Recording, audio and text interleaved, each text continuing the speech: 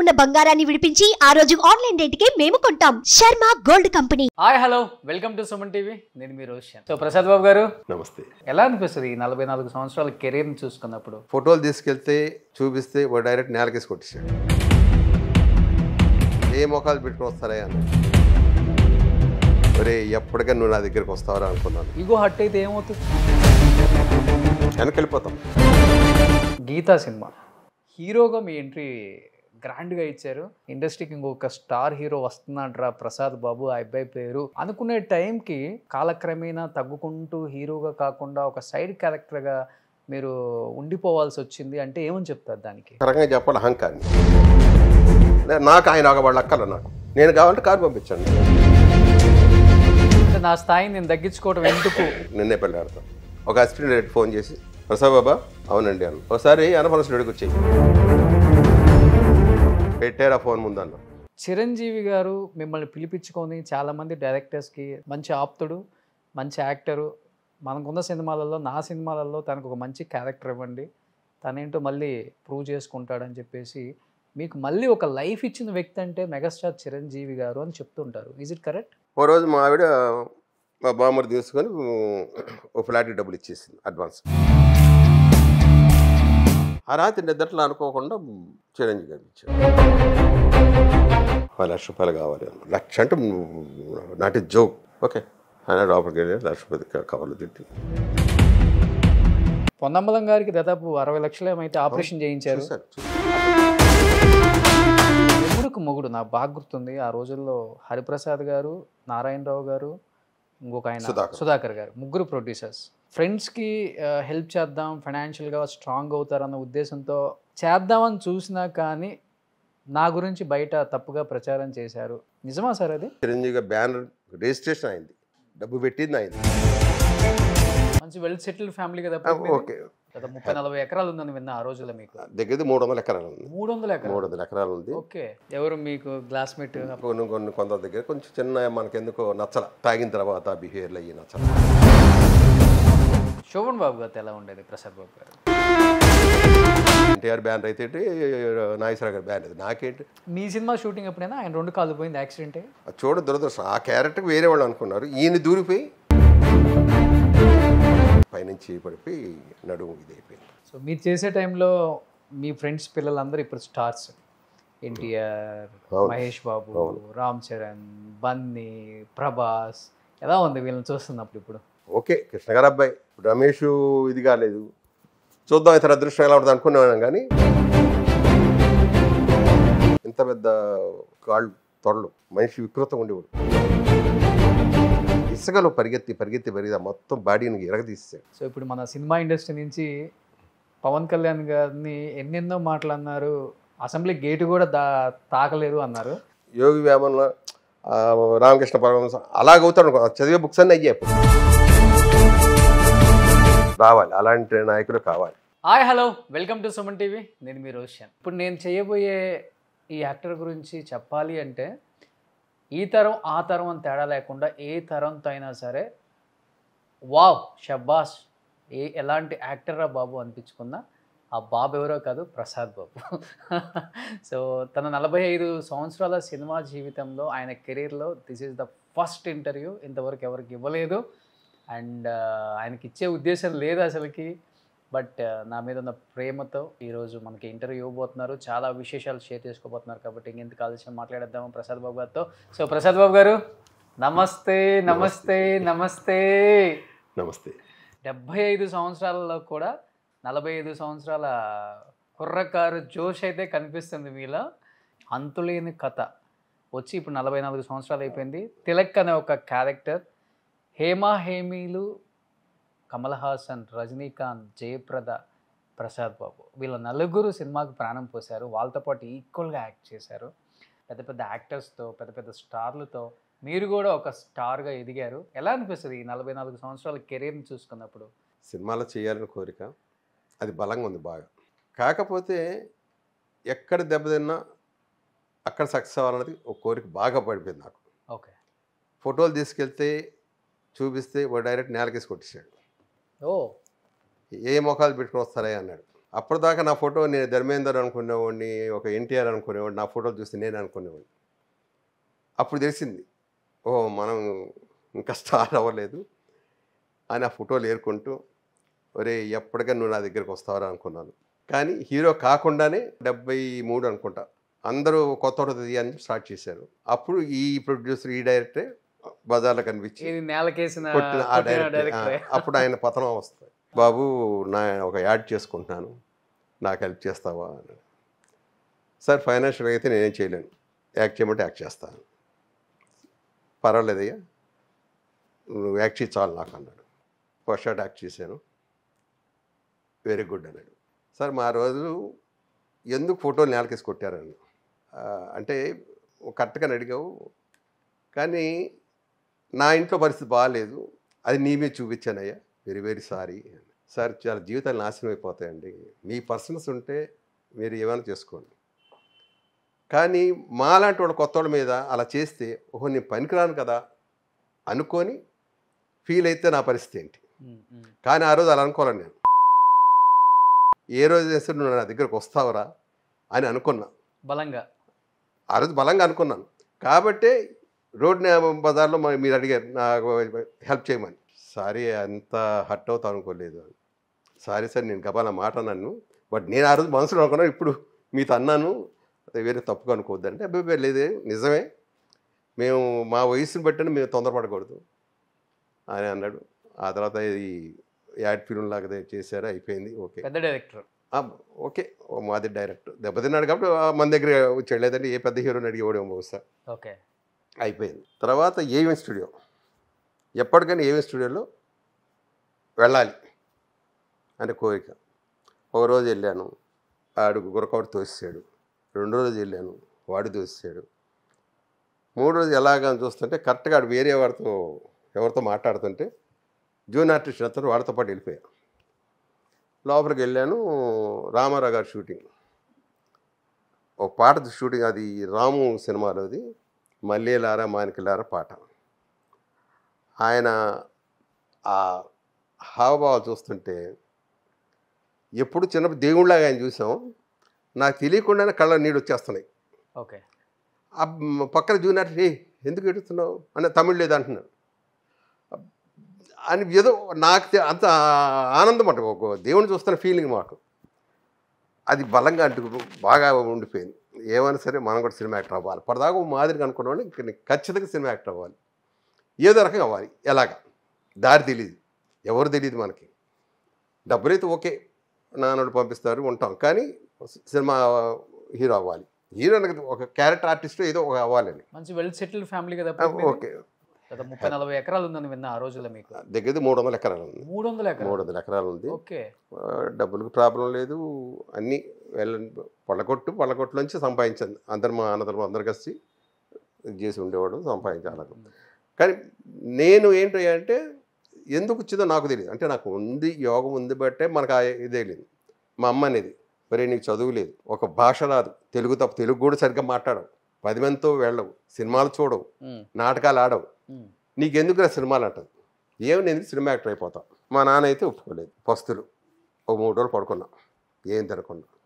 మా అమ్మ ఏడ్చింది, వద్దురా నువ్వు ఇబ్బంది పడతావురా, నేను వెళ్తాను. మా నాన్నుండి సరే వెళ్ళరా అని బయలుదేరి, అప్పుడు సర్కార్ ఎక్స్ప్రెస్ ఒకటి ఉండేది, దాంట్లో బయలుదేరి చెన్నై దిగాను. చెన్నై దిగిన తర్వాత ఎటెల్లాలో తెలియదు, టీ నగర్ అన్నది మటు తెలుసు నాకు.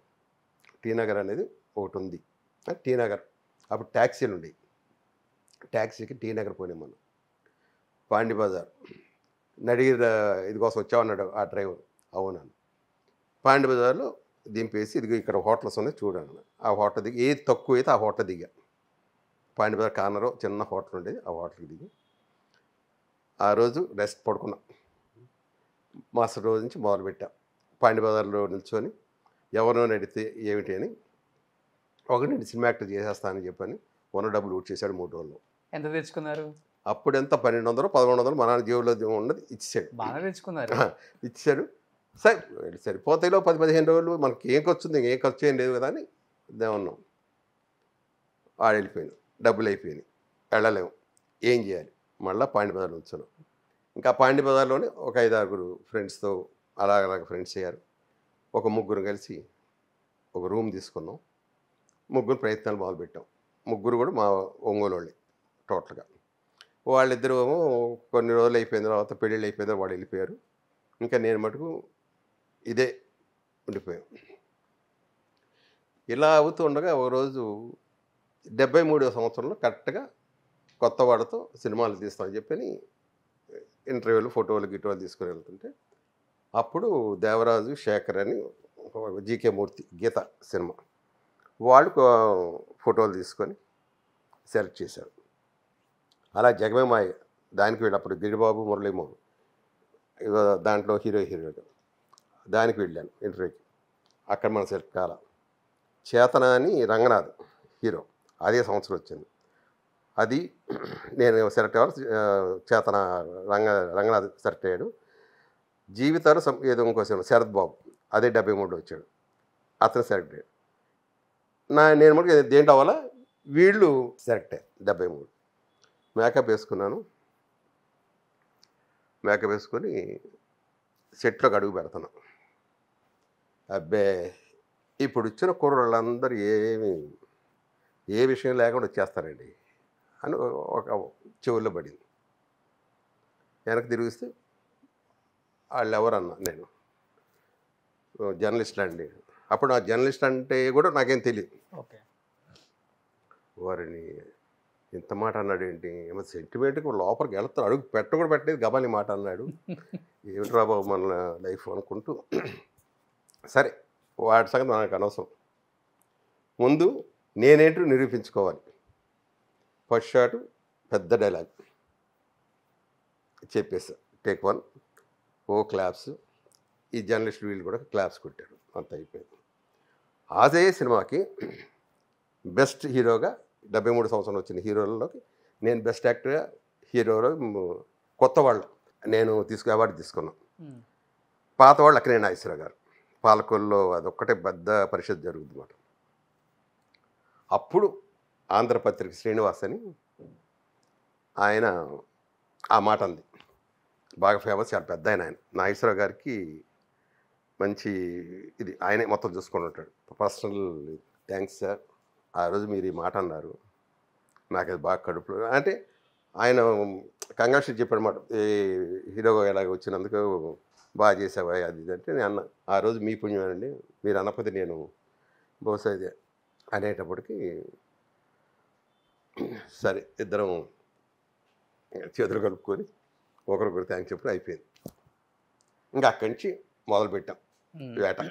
అంటే మీ టైంలో ఉన్న ఆర్టిస్టులు మొత్తం నేను ఆల్మోస్ట్ అందరిని ఇంటర్వ్యూస్ చేశాను సార్ చెన్నైలో కూడా. ఆ తరంకి ఈ తరంకి ఉన్న తేడా నేను గమనించింది అయితే ఏంటంటే, మీ టైంలో నా ఈగో హర్ట్ అయింది, అవతలోడు యాటిట్యూడ్ చూపించాడు, నాకు అవసరం లేదు, నాకు అది వచ్చినా రాకపోయినా కానీ పెద్ద ప్రాబ్లం కాదు అనుకునే స్టేజ్ ఇప్పుడున్నది ఈ జనరేషన్ అంతా. మీ టైంలో ఇవన్నీ ఏది ఆలోచించరు. నేను అనుకున్నది, నా లక్ష్యం, నా ఏం రీచ్ అయ్యానా లేదా, అది చాలు. ఈగో హర్ట్ అయితే ఏమవుతుంది, వెనక్కి వెళ్ళిపోతాం. ఇప్పుడున్న జనరేషన్ ఎందుకు సక్సెస్ అవ్వట్లేదంటే ఓన్లీ ఇది ఒక్కటే రీజన్.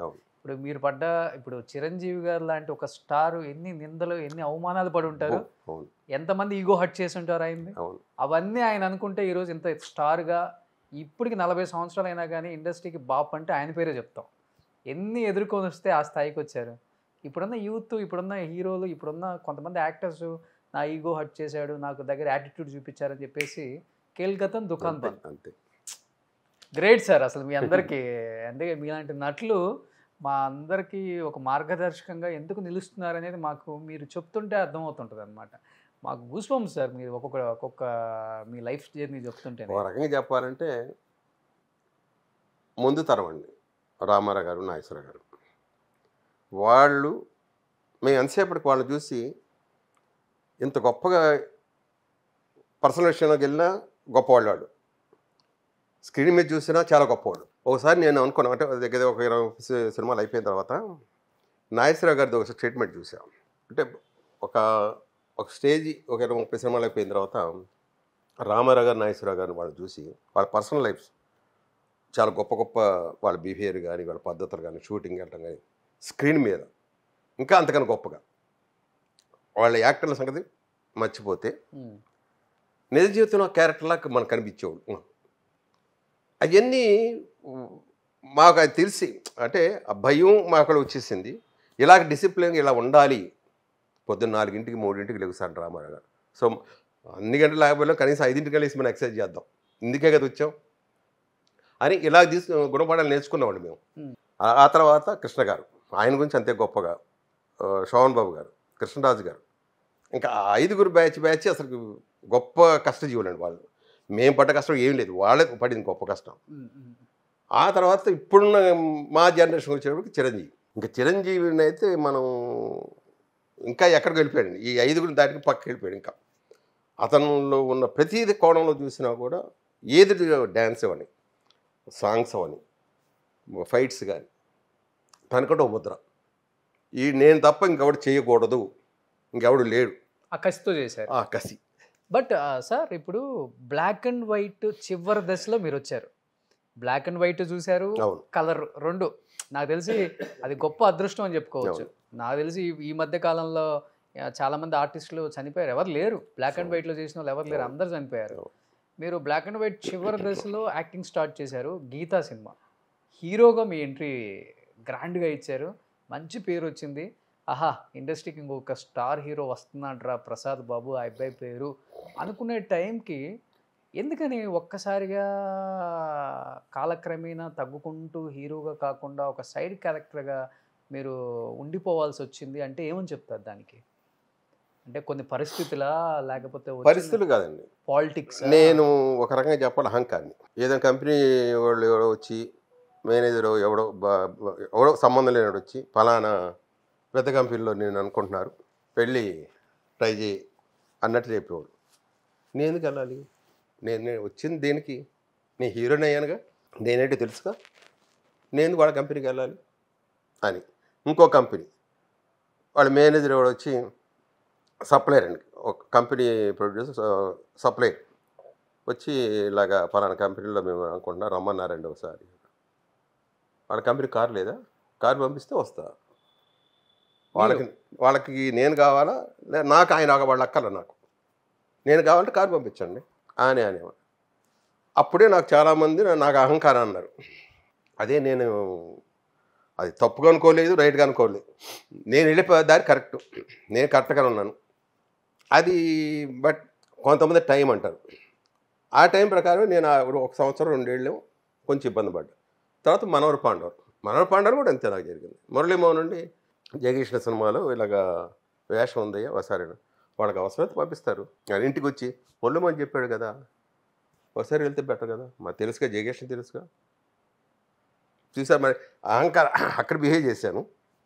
ఇక్కడేంటి ప్రయత్నిస్తే తప్పేంటి అని అంటే ఆలోచన నాకు ఉంది.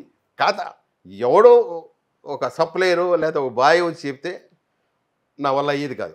అందుకని నేను అంటే నా స్థాయిని నేను తగ్గించుకోవడం ఎందుకు, తగ్గించుకున్నాడు కాదు, వెళ్ళను, ఎంత పెద్ద కంపెనీ నాకు అనవసరం, వాళ్ళు కారు పంపిస్తే ఓకే. అలాగే ఒక సినిమా అది నిన్నేపల్లి అన్నపూర్ణ బ్యాన్, నిన్నేపల్లి ఆడతా, ఒక అసిస్టెంట్ డైరెక్టర్ ఫోన్ చేసి ప్రసాద్ బాబా అవునండి అన్న, ఒకసారి అన్నపూర్ణ స్టూడియోకి వచ్చాయి అంటే ఎవరు మీరు అన్న, నేను కో డైరెక్టర్నే అన్నపూర్ణ స్టూడియో నేను అనుకుంటున్నాం, నువ్వు వచ్చాయి పెట్టారా ఫోన్ ముందు అన్న. అయిపోయింది, నష్టపోయింది నేనే.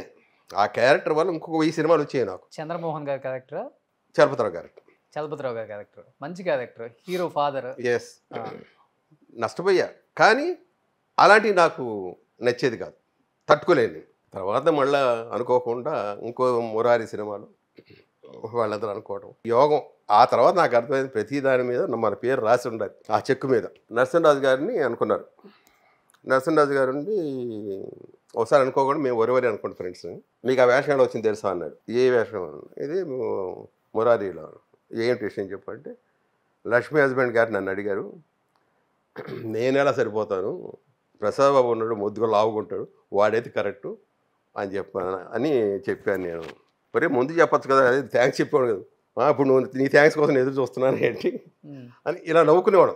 కానీ అలా హెల్ప్ ఉంది ఒకరికొకరు. అంటే ఈ క్యారెక్టర్ నేను పనికాను అని మీ టైంలో ఉంది అది. నా టైంలో నేను ఎంతోమంది చెప్పాను ఆ క్యారెక్టర్ పలానాది బెటరు, అతన్ని ట్రై చేద్దాం అని. చాలా సినిమాలు నేను చెప్పినవి ఉన్నాయి. అలాగ అనుకునేవాడు, ఒకరికొకరు అనుకునేవాడు. కానీ బాగా చెయ్యాలి. ప్రతి ఒక్కరు పోటీ, అందరూ. నేను ప్రతిరోజు నాకు పోటీ ఇంతమంది ఉన్నారు. గిరిబాబు ఉన్నాడు, మోహన్ బాబు ఉన్నాడు, మురళీమోహన్ ఉన్నాడు. అప్పుడు ఏంటి అందరం వేసేవాడు, విలన్లు వేసేవాడు, సపోర్టింగ్ అందరూ. వీళ్ళందరికన్నా గొప్పగా చేయాలి. ఇలాగనుకుంటే వేరే చెడ్డగా ఎక్కడ అనేవాడు కాదు. భలే చేశాడు దాంట్లో చంద్రమోహన్, వాళ్ళ ఇలా అనుకునేవాడు. మళ్ళీ అలాగే అహంకారం అన్నవాళ్ళు పెద్ద ప్రొడ్యూసర్లు అన్నారు నన్ను, నీకు కొంచెం అహంకారం ఎక్కువయ్యా అనేవాడు. ఉందా నిజంగానే మీకు? ఉందండి. ఇలాగ అంటే చెప్పానుగా, ఇప్పుడు నిన్నే పడేదాంటి వేషాన్ని వదులుకున్నానంటే మరి ఇంకోళ్ళు అయితే వెళ్ళిపోతారు, పిలిచారనగానే వెళ్ళిపోతారు. తర్వాత కృష్ణవంశీ గారు మేము మాటలు అనుకున్నాం, జోక సరే అదే నేను నాకు లేదు యోగం అంతే, అనుకున్న చెక్కు నా పేరు లేదు అని అనుకున్న తర్వాత దానివల్ల మీరు కోల్పోయింది ఏంటి? హీరోగా మంచి హీరో అంటే హీరో కోల్పోయాను వీళ్ళ స్టిల్ ఇవాళకి నేను బాధపడలేదండి. ఎందుకంటే సినిమాలో రాను వాతావరణం మారిపోయింది, టోటల్గా ట్రెండ్ మారింది. హైదరాబాద్ వెళ్ళిన తర్వాత కొన్ని పద్ధతులు మారినాయి. ఈ క్యారెక్టర్ ప్రసాద్ ఉండాలి, ఈ క్యారెక్టర్ గిరిబాబు ఉండాలి అన్నది లేదు. ఈ పరిస్థితిలో మనం ఇది మానేస్తే బెటర్, ఏం చేయాలి, ఏమి చేయలేము, ఎలా బతకాలి అని అనుకుంటుంటే దేవుడు నన్ను ఎప్పుడు కూడా పడేయలేదు కింద. రాడన్ ప్రొడక్షన్ నుంచి రాధికా గారు కంపెనీ నుంచి ఫోన్, ఇలాగ టీవీలో యాక్ట్ చేస్తారా అని. మా ఆవిడ అడిగా, సినిమా నుంచి టీవీకి వెళ్ళిపోతున్నాం, మరి ఇక్కడంత డబ్బు రాదు, కొంచెం కష్టపడాలి. డబ్బుతో ఏముందండి, ముందు మీరు హ్యాపీగా ఉండండి, ముందు మీకు పని కావాలి కదా, చేయండి, ఇంకోటి దగ్గరికి వెళ్ళరు, మీ దగ్గరికి వచ్చి చేస్తారు. అలా బయలుదేరాను. మెడ్రాస్ మళ్ళీ తిరిగి వచ్చాను. వచ్చిన దగ్గర నుంచి ఇక్కడ దగ్గర రోజుకు 3-4 షూటింగ్లు చేసేవాడు. మార్నింగ్ 7 గంటల నుంచి 9 గంటలకు ఒక షూటింగ్, 9 గంటల నుంచి 12 గంటల దాకా ఒక షూటింగ్, 12 నుంచి 1 గంట లోపల ఒకే ఒక అరషాటే కారులో దిగటం, లోపలికి వెళ్ళటం, అదొక సీరియల్. అలా అంటే రోజుకి 3-4 సీరియల్ చేస్తాను ఉండేవాడు, బిజీ. ఓకే. ఇక నా సినిమాలతో పని లేదు. ఆ తర్వాత సినిమాలు వస్తే నేను చేయలేని పరిస్థితి. ఎన్టీఆర్ సినిమాకి ఎలాగ అడిగితే నేను చెప్పాను, సీరియల్ నాకు ప్రాబ్లం అని చేయలేను. జనతా గ్యారేజా కాదండి, ఇంకో అంతకుముందు బాద్షా హిట్ మామూలు కేఎస్ రామారావు గారి సినిమా ఓపెనింగ్ వస్తాను, దమ్ము ఓపెనింగ్ ఉంటాను. చెప్పా, ఇన్ని రోజు నేను ఇవ్వలేను. కాదు మీరు ఎప్పుడు ఇస్తే అప్పుడు చేసుకుంటాను. నేను ఆ టీవీ షూటింగ్ వాళ్ళకి చెప్పా, ఈ డేట్స్ నాకు కావాలంటే వాళ్ళు సినిమా కదని ఇచ్చారు పాపం. ఆ 10 రోజుల మధ్యలో తుఫాన్ వచ్చేసి 2-3 రోజులు చేయలేకపోయారు. గడ్డం కంటిన్యూ నాకు. ఇక్కడ మళ్ళీ ఇదే సడన్గా వాళ్ళు అడిగారు, నేను చేయలేను, 2 నెలలు నా వల్ల అదొక ప్రాబ్లం వచ్చింది. ఆ తర్వాత డిసైడ్ అయిపోయాను, ఇంకా సినిమాలు గుద్దు మనకి, పిలిచినా వెళ్ళట్లేదు, ఇంకా లేదు, హ్యాపీగా సీరియల్ చేసుకుంటూ. ఓకే. తర్వాత కరోనా రావడం, మళ్ళీ నేను చెన్నైలో ఇక్కడికి సెటిల్ అయిపోయి, మా అబ్బాయి వద్దనేసాడు. ఎందుకంటే బాలసుబ్రహ్మణ్యం నేను ఒకే రోజు వేరే హాస్పిటల్లో జాయిన్ అయ్యాం. అతను 11 రోజు ఎప్పుడు పోయాడు, నేను 12 రోజు ఇంటికి వచ్చాను. ఓకే. నా కొడుకు వెంటనే హాస్పిటల్లో ఉండగానే ఫోన్లు, సినిమాల షూటింగ్, టీవీ సీరియల్స్ వద్దంటే వద్దనేసి వాడు ఫోన్ కూడా లాగేసుకుని చేయడు అని చెప్పేసి వాడే చెప్పేసావు. అలాగే ఇంక 3 ఏళ్ళు వెనకబడిపోయారు. అందరూ చెన్నై నుంచి హైదరాబాద్కి వచ్చేసారు, ఇంకా అక్కడే సెటిల్ అయిపోయి, మీరు హైదరాబాద్కి వచ్చి హైదరాబాద్ నుంచి చెన్నైకి వచ్చాను. సో భలే విచిత్రంగా ఉంది. అది చెప్తాను, నా లైఫ్ అనేది ఎలాగే ఉంటుంది, విచిత్రంగానే. కానీ ఎక్కువ జర్నీ బాగా చేసింది చిరంజీవి గారితో, దగ్గర అటాచ్మెంట్. అంటే అన్ని సినిమాలు చేశారు ఆయనతో ఆల్మోస్ట్. అంటే మధ్యలో చేయలేదు, కొన్ని చేయలే. ఎందుకంటే కొన్ని సినిమాలు నెంబర్ ఆఫ్ డేట్స్ అడిగేవాడు, 90 రోజులు అడిగేవాడు. 90 రోజులకి రోజు 1000 రూపాయలు లెక్కేసేవాడు, 1,00,000 రూపాయలు, 1,00,000 అడిగేవాడు. వాళ్ళు ఇవ్వలేదు, నేను చేయలేదు. అలా కూడా ఉన్నాయి కొన్ని. అది చిరంజీవి గారు అడగలేదు, నేను చెప్పలా. డేట్స్ లేవనుకున్నారు, మరి వాళ్ళు ఏం చెప్పారు వాళ్ళు తెలియదు. ఇలా కొన్ని సినిమాలు ఉన్నాయి. అది వాళ్ళు అహంకారం కోవచ్చు, ఇంకోవడం అనుకోవచ్చు. ఆయన ఇప్పుడు అడగల, తను నన్ను అడగలేదు, ఎందుకు చేయలేదు ఏంటంటే ఆయన క్వశ్చన్ వేయలేదు, నేను పట్టించుకోలేదు. అండర్స్టాండింగ్ ఉండి నాకు నచ్చితే నేను చేసేవాడిని. కొన్ని సినిమాలు అలా ఆల్మోస్ట్ అన్ని సినిమాలు చేసుకుంటూ వచ్చాను. అంటే చిరంజీవి గారి ప్రస్తావన వచ్చింది కాబట్టి నేను విన్నాను, ఒక గొప్ప యాక్టర్ నోటుతో, ఒకానొక టైంలో అంటే మీరు అహంకారు కావచ్చో లేకపోతే వేరే వాళ్ళ మాటల వల్ల నొప్పించి నేను చేయను నో అని చెప్పడం మీకు చాలా ఈజీ అప్పుల్లో. అలా చాలా రోజులు చాలామంది డైరెక్టర్స్ మిమ్మల్ని నెగ్లెక్ట్ చేయటం వల్ల, ఇగ్నోర్ చేయటం వల్ల, ఆఫర్లు లేక సఫర్ అవుతున్న టైంలో చిరంజీవి గారు మిమ్మల్ని పిలిపించుకొని చాలామంది డైరెక్టర్స్కి, నాకు మంచి ఆప్తుడు, మంచి యాక్టరు, మనకున్న సినిమాలలో నా సినిమాలలో తనకు ఒక మంచి క్యారెక్టర్ ఇవ్వండి, తనేంటో మళ్ళీ ప్రూవ్ చేసుకుంటాడని చెప్పేసి మీకు మళ్ళీ ఒక లైఫ్ ఇచ్చిన వ్యక్తి అంటే మెగాస్టార్ చిరంజీవి గారు అని చెప్తుంటారు. Is it correct? 100% ఓకే. అది అవ్వచ్చు, అది కూడా అవ్వచ్చు. కానీ నేను అనుకున్నది ఏంటంటే నేను బాగా చేస్తేనే కదా నాకు వచ్చేది ఆ క్యారెక్టర్. చేయటం ఒక లెక్క. కాదు ఆ క్యారెక్టరు నేను సరిపోయాను కాబట్టి. ఇప్పుడు రుద్రవేణి ఉంది, రుద్రవేణిలో ఫస్ట్ ఆ వేషం వేరే ఇంకోళ్ళు అనుకున్నారు. తర్వాత వాళ్ళకి ఒక మళ్ళీ మార్పు వచ్చింది, మళ్ళీ నాకు వచ్చింది ఆ వేషం. అది నేను బాగా చేయబట్టే కదా నాకు తర్వాత మళ్ళీ సినిమాలు వచ్చింది. నాకు మోహన్ బాబు సినిమాలు అలాగే వచ్చినాయి. ఈయన సినిమాలు ఎక్కువ చేయటం వల్ల కొన్ని సినిమాలు పోయినాయి. ఎందువల్ల? ఎంత దారుణం అంటే చెన్నై నుంచి హైదరాబాద్ వెళ్ళి ఫ్లైట్ దిగి, సార్ మీరు అక్కర్లేదు మీరు బయలుదేరండి అన్న వేరే హీరో చిరంజీవి వల్ల. అంటే చిరంజీవి మనిషిని మరి నేనైతే నష్టపోయాను. అలాగా వచ్చిన రోజులు ఉన్నాయి, అలా పోయిన సినిమాలు ఉన్నాయి. కానీ అటాచ్మెంట్ మా ఇద్దరికి ఎలాగ ఉంది తెలియకుండా నేను ఒక ఆర్టిస్టు. ఇది ఆయన ఎప్పుడు మమ్మల్ని చిరంజీవి ఎప్పుడు కూడా ఏ దీంట్లో కూడా ఆర్టిస్ట్లా చూడడం, ఒక బ్రదర్ లాగా. నేను అలాగే ఇది నా ఇల్లు అన్నట్టే వెళ్ళిపోయి ఏం కావాలంటే తినేవాడు నా ఇంట్లో. అమ్మ టిఫిన్ ఉంది ఏముందంటే టేబుల్ మీద ఏమైనా తినేసేవాడు. అంత చనువు ఉండేది నాకు అప్పట్లో. ఈ టీ నగర్ ఇంటికి ఇద్దరం కలిసి వాకింగ్కి వెళ్ళేవాళ్ళం. ఎదురెదురు నా ఫ్లాట్. అంటే ఫ్లాట్ కూడా ఎలా వచ్చిందంటే తన పుణ్యమే. ఓ రోజు మా ఆవిడ మా బామ్మరు తీసుకొని ఓ ఫ్లాట్కి డబ్బులు ఇచ్చేసింది అడ్వాన్స్. ఎంత? 30,000. అది 1,80,000 ఆ ఫ్లాట్. ఎక్కడి నుంచి వస్తే డబ్బులు? అసలు సినిమాలు అంతంత మాత్రం మనకు వచ్చిన సరిపోతుండయి, ఎందుకు అనవసరంగా ఇప్పుడు రిస్క్ తీసుకున్నాం అని చెప్పాను. ఏమో కట్టేశాను, ఇవ్వండి లేదంటే పోతే పోయి ఎంత బాగుంటుంది మీరు ఈ ఎంత. ఓ రోజంతా ఆలోచించా. అప్పు చేయంటే నాకు మహా భయం. నేను అప్పు చేసే ముందు ఇది ఎలా తీరుస్తానని ఆలోచించేవాడిని. దాంతో ఒకరోజు వెళ్ళిపోయింది 30,000. నాకు కొండంత కనిపిస్తుంది. 1,80,000 కాదు 30,000 ఎలా పోతున్నాయి కదా అన్నది నాకు బాగా ఇది అయిపోయింది. ఎలా పోగొట్టేసి అనవసరంగా మాట పోద్ది, ఏం చేయాలి, నేను కట్టలేదు. ఆ రాత్రి నిద్రలో అనుకోకుండా చిరంజీవి గారు ఇచ్చాడు. అప్పుడే మేము 5-6 సినిమాలు అంతకుముందు చేశాను. చిరంజీవితో ఎక్కువ సినిమాలు కూడా చేసి అంతకుముందు మా ఇద్దరు అటాచ్మెంట్ లేకుండా చేశాను. ప్రొడ్యూసర్ తరఫు నుంచే బాపినేడు గారు కానీ ఇంకోటి కానీ ఇలా చేసాం. ఇవి ఏంటి ఈయన కనిపించాడు, ఒకవేళ దేవుడు చూపించాడు, ట్రై చేద్దాం అని వెళ్ళా. ఇంటికి వెళ్ళా. ఏంటి ఇలా వచ్చావు, చుట్టూ మనుషులు ఉన్నారు, కొంచెం పర్సనల్గా మాట్లాడాలి కదా, 1,00,000 కావాలి అన్న. నోట్లోంచి మాట కూడా రాలా. 1,00,000 అంటే నాట్ ఏ జోక్, పెద్ద విషయం ఆ రోజుల్లో. అది 100, 10,000, 100, 1,000, 2,000 కదా ఓకే. 1,00,000 రూపాయలు లేదంటే నేను ఏం చేసుకోవాలి, తలకాయ ఎక్కడ పెట్టుకోవాలి. పైగా నేనేంటో తనకి తెలుసో తెలియదు తర్వాత సంగతి. ముందు నేను అడగటం కరెక్ట్ కాదని పక్క అనుకుంటూనే వెళ్ళి 1,00,000 ఆ కారాన్ని రాలి. సరే దానికి ఎందుకు ఇంత ఆలోచిస్తాం, ఓకే ఆయన లోపలికి వెళ్ళి 1,00,000 కవర్లు తిట్టి నాకు అసలు ఏం అర్థం కాల. 1,00,000 ఇదప్పుడు మన ఇంట్లో చూసాక ఎవరో ఒక వ్యక్తి దగ్గర నుంచి తీసుకోవటం అన్నది. సరే వెళ్ళిపోయి నేరుగా దగ్గరికి వెళ్ళాను. ఓనరు దగ్గర ఇచ్చి ఇదిగయ్యా 1,00,000, మిగతా ఎప్పుడు ఇస్తానో తెలియదు, ఇవ్వకపోవచ్చు, 2 ఏళ్ళు అవ్వచ్చు, 3 ఏళ్ళు అవ్వచ్చు. అతను మాట అన్నాడు, నేను 30,000 ఇచ్చామన్నా. ఓకే ఇచ్చేస్తానండి, మీ ఆవిడతో ఒకసారి ఫోన్ చేయించున్నాను. ఈ అమ్మ పోయి మళ్ళా వాళ్ళ దగ్గరికి నేను వెళ్ళి అడుక్కోవాలంటే నా భార్య అవ్వచ్చు, పోయి ఫోన్ చేయి నా డబ్బులు ఇవ్వమని చెప్పానంటే తలకాయ పెట్టుకోవాలి. సరే 10,000 అనుకున్నా, కానీ నిద్ర పట్టట్లా. అప్పుడు అన్నాడు, లేదు సార్ మీరు గట్టిగా ట్రై చేయట్లా, అతనికి నేను ఎవరో తెలియదు. ఇదే మాట అన్నాడు, మీరు కానీ గట్టిగా ట్రై చేస్తే ఇలాంటి చాలా కొంటాడు మీరు అన్నాడు. ఓకేనాయన ఇప్పుడు మిగతా బ్యాలెన్స్ అండి, మీరు ఇవ్వకపోయినా పర్లేదు, మీరు వెళ్ళిపోయినాను. ఇంకా అక్కడి నుంచి నాకు నిద్ర పట్ల. 1,00,000 రూపాయలు చిరంజీవి తీర్చాలి, ఇది 50,000 కట్టాలి. నిద్రపోయేవాడు కాదు, అలా మెలుతుండేవాడిని ఎలాగ. అప్పుడు అనుకున్నా ఓకే మనం ఇన్ని రోజులు సినిమా పోయింది, ఆ డబ్బులు పోయినాయి అనుకుని అలా ఉండిపోయాం, ఇది కాదు యాక్ట్ చేయాలి అని నేరుగా రాఘవేంద్ర గారి దగ్గరికి వెళ్ళాం. ఏంటి సార్ ఇలా వచ్చారు, వేషాలు వేస్తా. ఆహా అంటే మీరు అడగగానే ఇచ్చేయాలి మేము. సార్ ఇప్పుడు వాయించద్దు, నాకు ఇప్పుడు వేషాలు కావాలి.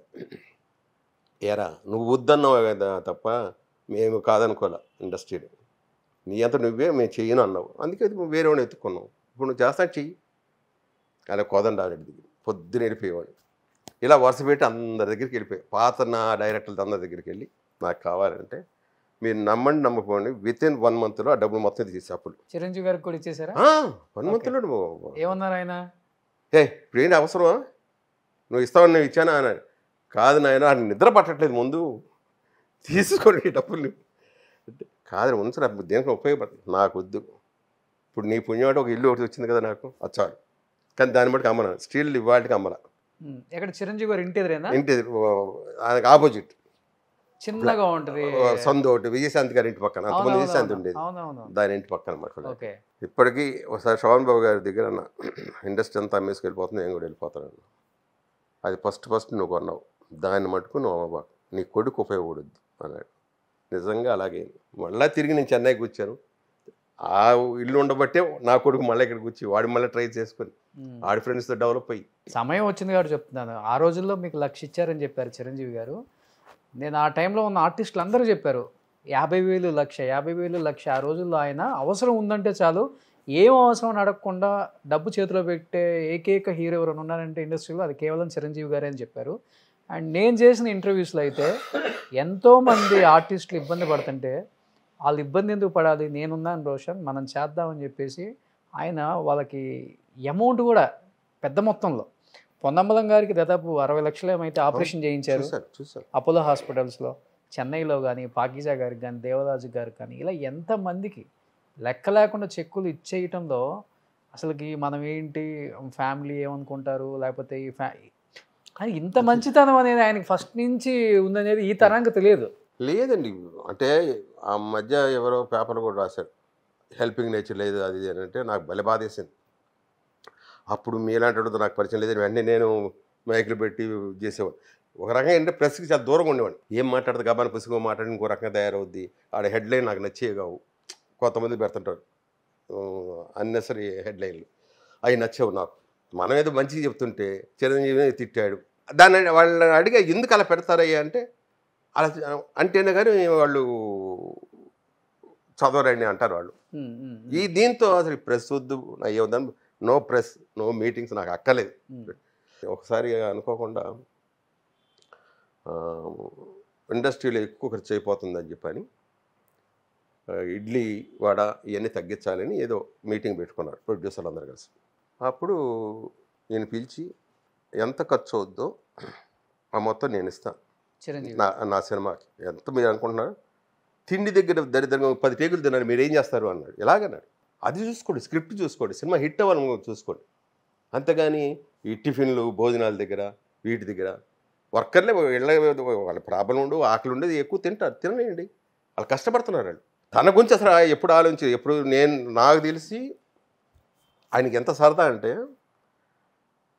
మేగడని మేము బాగా తింటామని తెలుసు ఆయనకి. విపరీతంగా తినేవాడు. హమీద్ పాండిబజార్లో ఒక హోటల్ ఉండేది, మేగడ అమ్ముతారు ఒక గ్లాసులో పోసి. పొద్దున వెళ్ళి 10 ఉన్నా 9 ఉన్నా 5 ఉన్నా మొత్తం నేనే చక్కెర గుమ్మరించి మొత్తం తినేసావు. ఇది తనకు తెలిసింది. తనకు తెలిసి మినిమం అంటే ఇప్పుడు తోకాల్లో పక్క అనేది ఎంత మేగడ అంటే 2-3 కిలోలు ఉంటుంది. టక్కన బిలిపిచ్చాడు, వేసాడు.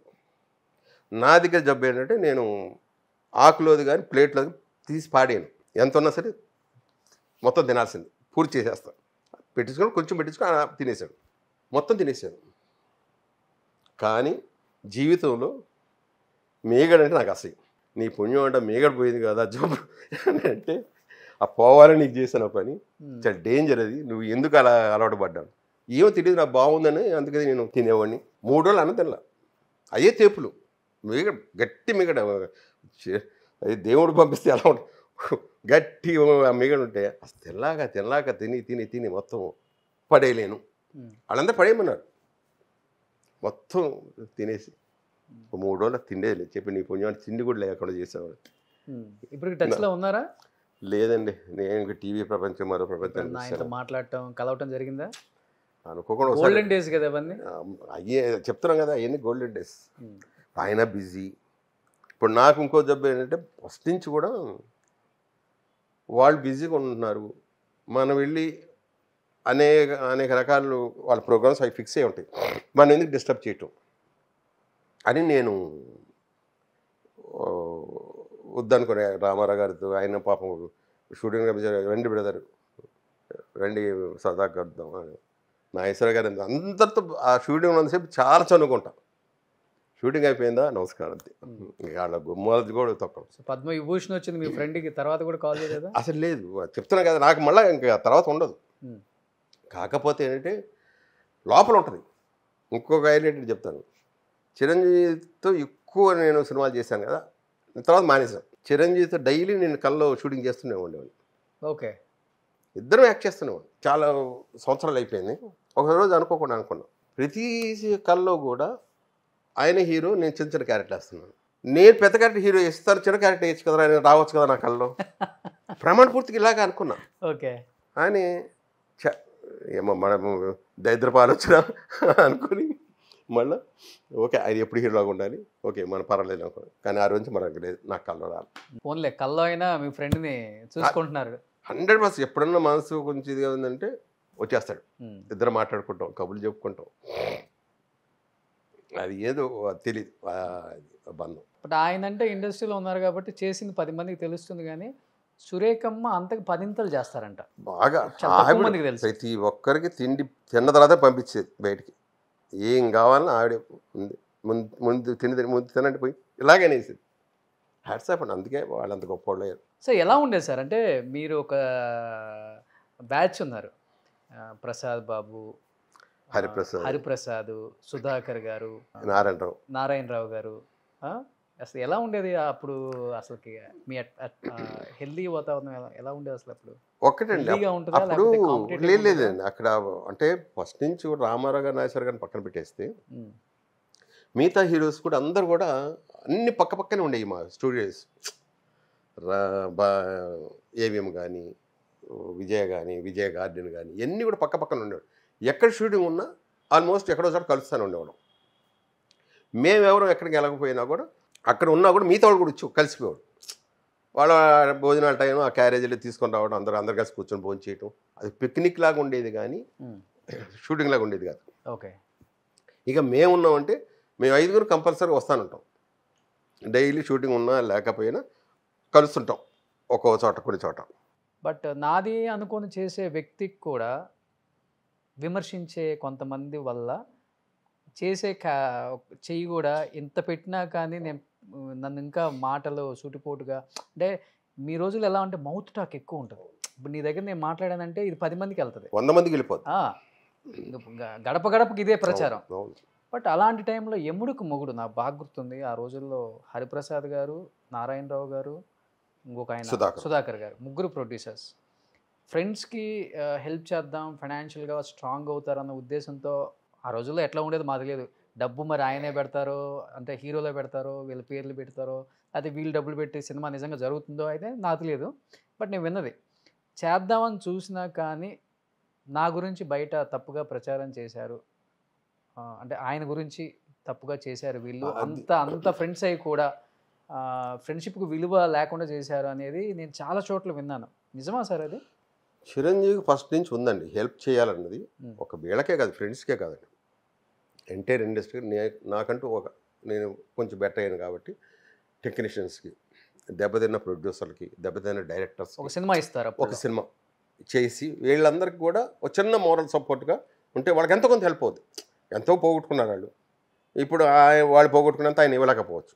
ఒక 10 మందికి వెళ్ళి ఒక సినిమా అలా చేయాలి. పాపం తనకు ఉంది. నాతో కూడా తను ఎన్నోసార్లు అన్నాడు ఇలా చేద్దాం అనుకుంటున్నాను అన్నాడు. ఫస్ట్ స్టార్టింగ్ ఆయన ఇదే మొదలుపెట్టి ఎముడుకు మొగుడు 1988. కాకపోతే ఇలాంటి రూమర్లే ఎక్కువైపోయింది. కానీ నాకు తెలిసి ఆయన డబ్బు పెట్టింది ఆయన చిరంజీవి గారు బ్యానర్ రిజిస్ట్రేషన్ అయింది, డబ్బు పెట్టింది అయింది. మరి ఎందుకు అన్నారో అనేక రకాలుగా మొత్తం బయటికి టాక్ వచ్చింది. అందరికి తలా 10 లక్షలు 15 లక్షలు ఎంతో డబ్బు వచ్చింది. అది దేవుడి దగ్గర అది బాగా హిట్ అవ్వటం, ఆ తర్వాత మళ్ళీ తలా 5 లక్షలు మళ్ళీ ఇవ్వటం వీళ్ళకి. మరి ఎందుకు మన ఆయనకి ఇంకా వద్దనుకున్నాడు మరి ఏంటో తెలియలా, ఇంకా బంద్ చేసే టోటల్గా. బట్ ఇప్పుడు చేయొచ్చు చెప్పలేం. ఇప్పుడు ఆయన హీరోయిజం ఇంకా తగ్గలేదుగా, ఇంకా చేస్తున్నాడు సినిమాలు, హీరోగా చేస్తున్నాడు. సో ఇప్పుడైనా చేయొచ్చావు. అసలు ఇప్పుడు ఉన్న వాళ్ళు తట్టుకోగలుగుతున్నారు. ఆయన వాళ్ళ తీరు వేరైతే మళ్ళీ ఆయన ఏంటో ప్రూవ్ చేశారు. అవును, కసి అండి. స్టిల్ ఇవాడికి మొన్న దీంట్లో చూసా, యూట్యూబ్ దేంట్లో, ఇవాడికి ఆ రాడ్స్ పెట్టుకొని ఆ థ్రెడ్ పెట్టుకొని చేస్తా ఉన్నాడు. ఇంకా అది మ్యాక్సిమం 35-40లో ఆ వయసు వాళ్ళు చేయాలి ఆ ఎక్సర్సైజ్. తను ఇంకా 40లో ఊడిపోయవచ్చు, ఉంటేనే కానీ ఆ ఇది రాదు. సో మీరందరూ కొంచెం రంగులు వేసుకోండి మరి, మంచిది. రంగులు కాదు సార్, అది ఆయన కూడా ఫ్రెండ్స్ అని చెప్పుకోవాలి కదా, ఆయనదే ఒక్కడ విన్నా నేనే డైలాగ్. అవును, తనే అన్నాడు ఫ్రెండ్స్తో ఉన్నప్పుడు రంగులు వేసుకుంటారని చెప్పి, కాలేజీ అందరూ ఫ్రెండ్స్తో. ఓకే, బట్ సుధాకర్ గారు టచ్లో ఉన్నారా సార్? లేదండి, నేను ఎవరితో. ఆయన హెల్త్ ఏదో బాగా క్షీణించింది, చెన్నైలోనే ఉన్నారు మొన్నటి వరకు, తర్వాత హైదరాబాద్ వచ్చారు అన్నారు. ఏంటి సార్ హెల్త్ అసలుకి? ఏంటి, నాకు టోటల్గా ఆ బ్యాచ్ మొత్తం కట్ ఆఫ్ టోటల్. ఎందువల్ల? చెప్పాను కదా, సీరియల్ బిజీ అయిపోయా నేను. ఆ ఊర్లో ఉన్న ఫోన్లు ఉన్నాయి కదా, ఫోన్లు చేసుకునేంత ఫ్రెండ్షిప్ కాదు ఉన్న ఫ్యాక్ట్ చెప్తాను. అంత ఫ్రెండ్షిప్ కూడా ఈ స్థాయికి వచ్చిందంటే ఏంటి రీజన్? ఎందుకో నాకు నచ్చల. నేను వాడికి నచ్చకపో వాడు చేయొచ్చుగా. నేను ఒకటే, నా ఇంటికి అంత దూరం, మీ ఇంటికి అంతే దూరం. ఒక ఆర్టిస్ట్ నుండి మా ఇంటికి రావచ్చు కదా అన్నాడు. మీ ఇంటికి రావాలంటే 5-6 గేట్లు ఉన్నాయి, నా ఇంటికి రావడం ఒకే గేటు. కేకేస్తే నేను పలుకుతా. నేను ఎందుకు రావాలి, ఎందుకు వెళ్ళాలి? ఎవరు 5-6 గేట్లు ఉన్న హీరో చెప్తున్నాను. ఇలా ఉంటుంది. అందుకని ఎందుకనో ఒంటరితనం నేను బాగా ఎంజాయ్ చేస్తాను ఫస్ట్ నుంచి. వాళ్ళ కాదు, బయట ప్రపంచానికి వెళ్ళానంటే అదే ప్రపంచం. ఇప్పుడు నేను ఇంట్లో నుంచి బయటకు వెళితే షూటింగ్ తప్ప ఇంట్లో గురించి పట్టించుకోను. పొరపాటున మావిడ వెళ్ళేటప్పుడు కానీ ఏమంటే కోడిగుడ్లు లేవు, ఉల్లిపాయలు లేవు, అవి లేవు అంటే అస్సలు సమాధానం కూడా చెప్పను, వెళ్ళిపోతాను. ఇంటికి వచ్చిన తర్వాత షూటింగ్ గురించి అసలు పట్టించుకోను. ఇంట్లోకి ఏం కావాలి, ఇల్లు పరిస్థితి ఏంటి, చక్కటి భోజనం ఏంటి, అంత ఫ్యామిలీ మీద మీరు అంతా పిచ్చి. ఇక్కడికి వస్తే అంతే, దానికి తెంపేసుకుంటాం కట్ ఆఫ్. అసలు ఆ షార్ట్ గురించి కానీ షూటింగ్ గురించి కానీ ఒక్కోసారి మీరు చిరంజీవి ఎరా ఇంటికి వెళ్ళి ఎప్పుడన్నా ఆ సీన్ గురించి ఎందుకు అయిపోయిందిగా, ఇలాగైనా అయిపోయింది కదా, దాని గురించి కాదు ఇంకేనా బెటర్మెంట్ చేయొచ్చు కదా. బెటర్మెంట్ గురించి ఆలోచించుకోండి మీరే, మనకు అదే లేదు. మారరా మీరు అని ఒక్కోసారి కోపంతో. వచ్చారు పాత ప్రసాద్ బాబు గారు బయటకు కనిపిస్తున్నారు ఇప్పుడు. సార్ మీరు మీ ఇద్దరు కాంబినేషన్ ఎవర్ గ్రీన్ హిట్స్ అన్ని సినిమాలు కూడా. బాగా గుర్తుండిపోయిన మెమరబుల్ ఒక సీన్ అంటే ఏమని చెప్తారు? అన్నీ అండి, ఎక్కడికక్కడ ఇన్ఫర్మేషన్ తనే కాదు ప్రసాద్ చెయ్యి అని తనే 1-4 సార్లు చెప్పి అస్సలు ఊరికి తోసి వెళ్ళిపోదాం అనుకునేవాడిని. తను అసలు ఒప్పుకునేవాడు కాదు. నా భయం ఎంతసేపుగా నాకేంటే వేరే షూటింగ్లు ఇదే ధ్యాస. ఓకే, వెళ్ళిపోవాలి. తనేమో ఇంకొంచెం బెటర్మెంట్. తను బాగా మెచ్చుకుంది అంటే రుద్రవేణ. బాలచంద్ర క్లాప్స్ కొట్టడం అంటే ఇంపాసిబుల్. ఇంట్లోంచి వెళ్ళిపోయే సీన్. పొద్దున వెళ్ళాను, రాత్రి దాకా 7 గంటలకి ప్రసాద్ రెడీ సార్ అని వచ్చాను. పొద్దున్న షార్ట్ చేసేవారు, లేసారు, ఇవాడు వద్దులే రేపు మార్నింగ్ చేద్దాం ఫ్రెష్గా. పర్లేదు సార్ చేస్తాను, వద్దులే నువ్వు వెళ్ళి రెస్ట్ తీసుకో, రేపు మార్నింగ్ చేద్దాం.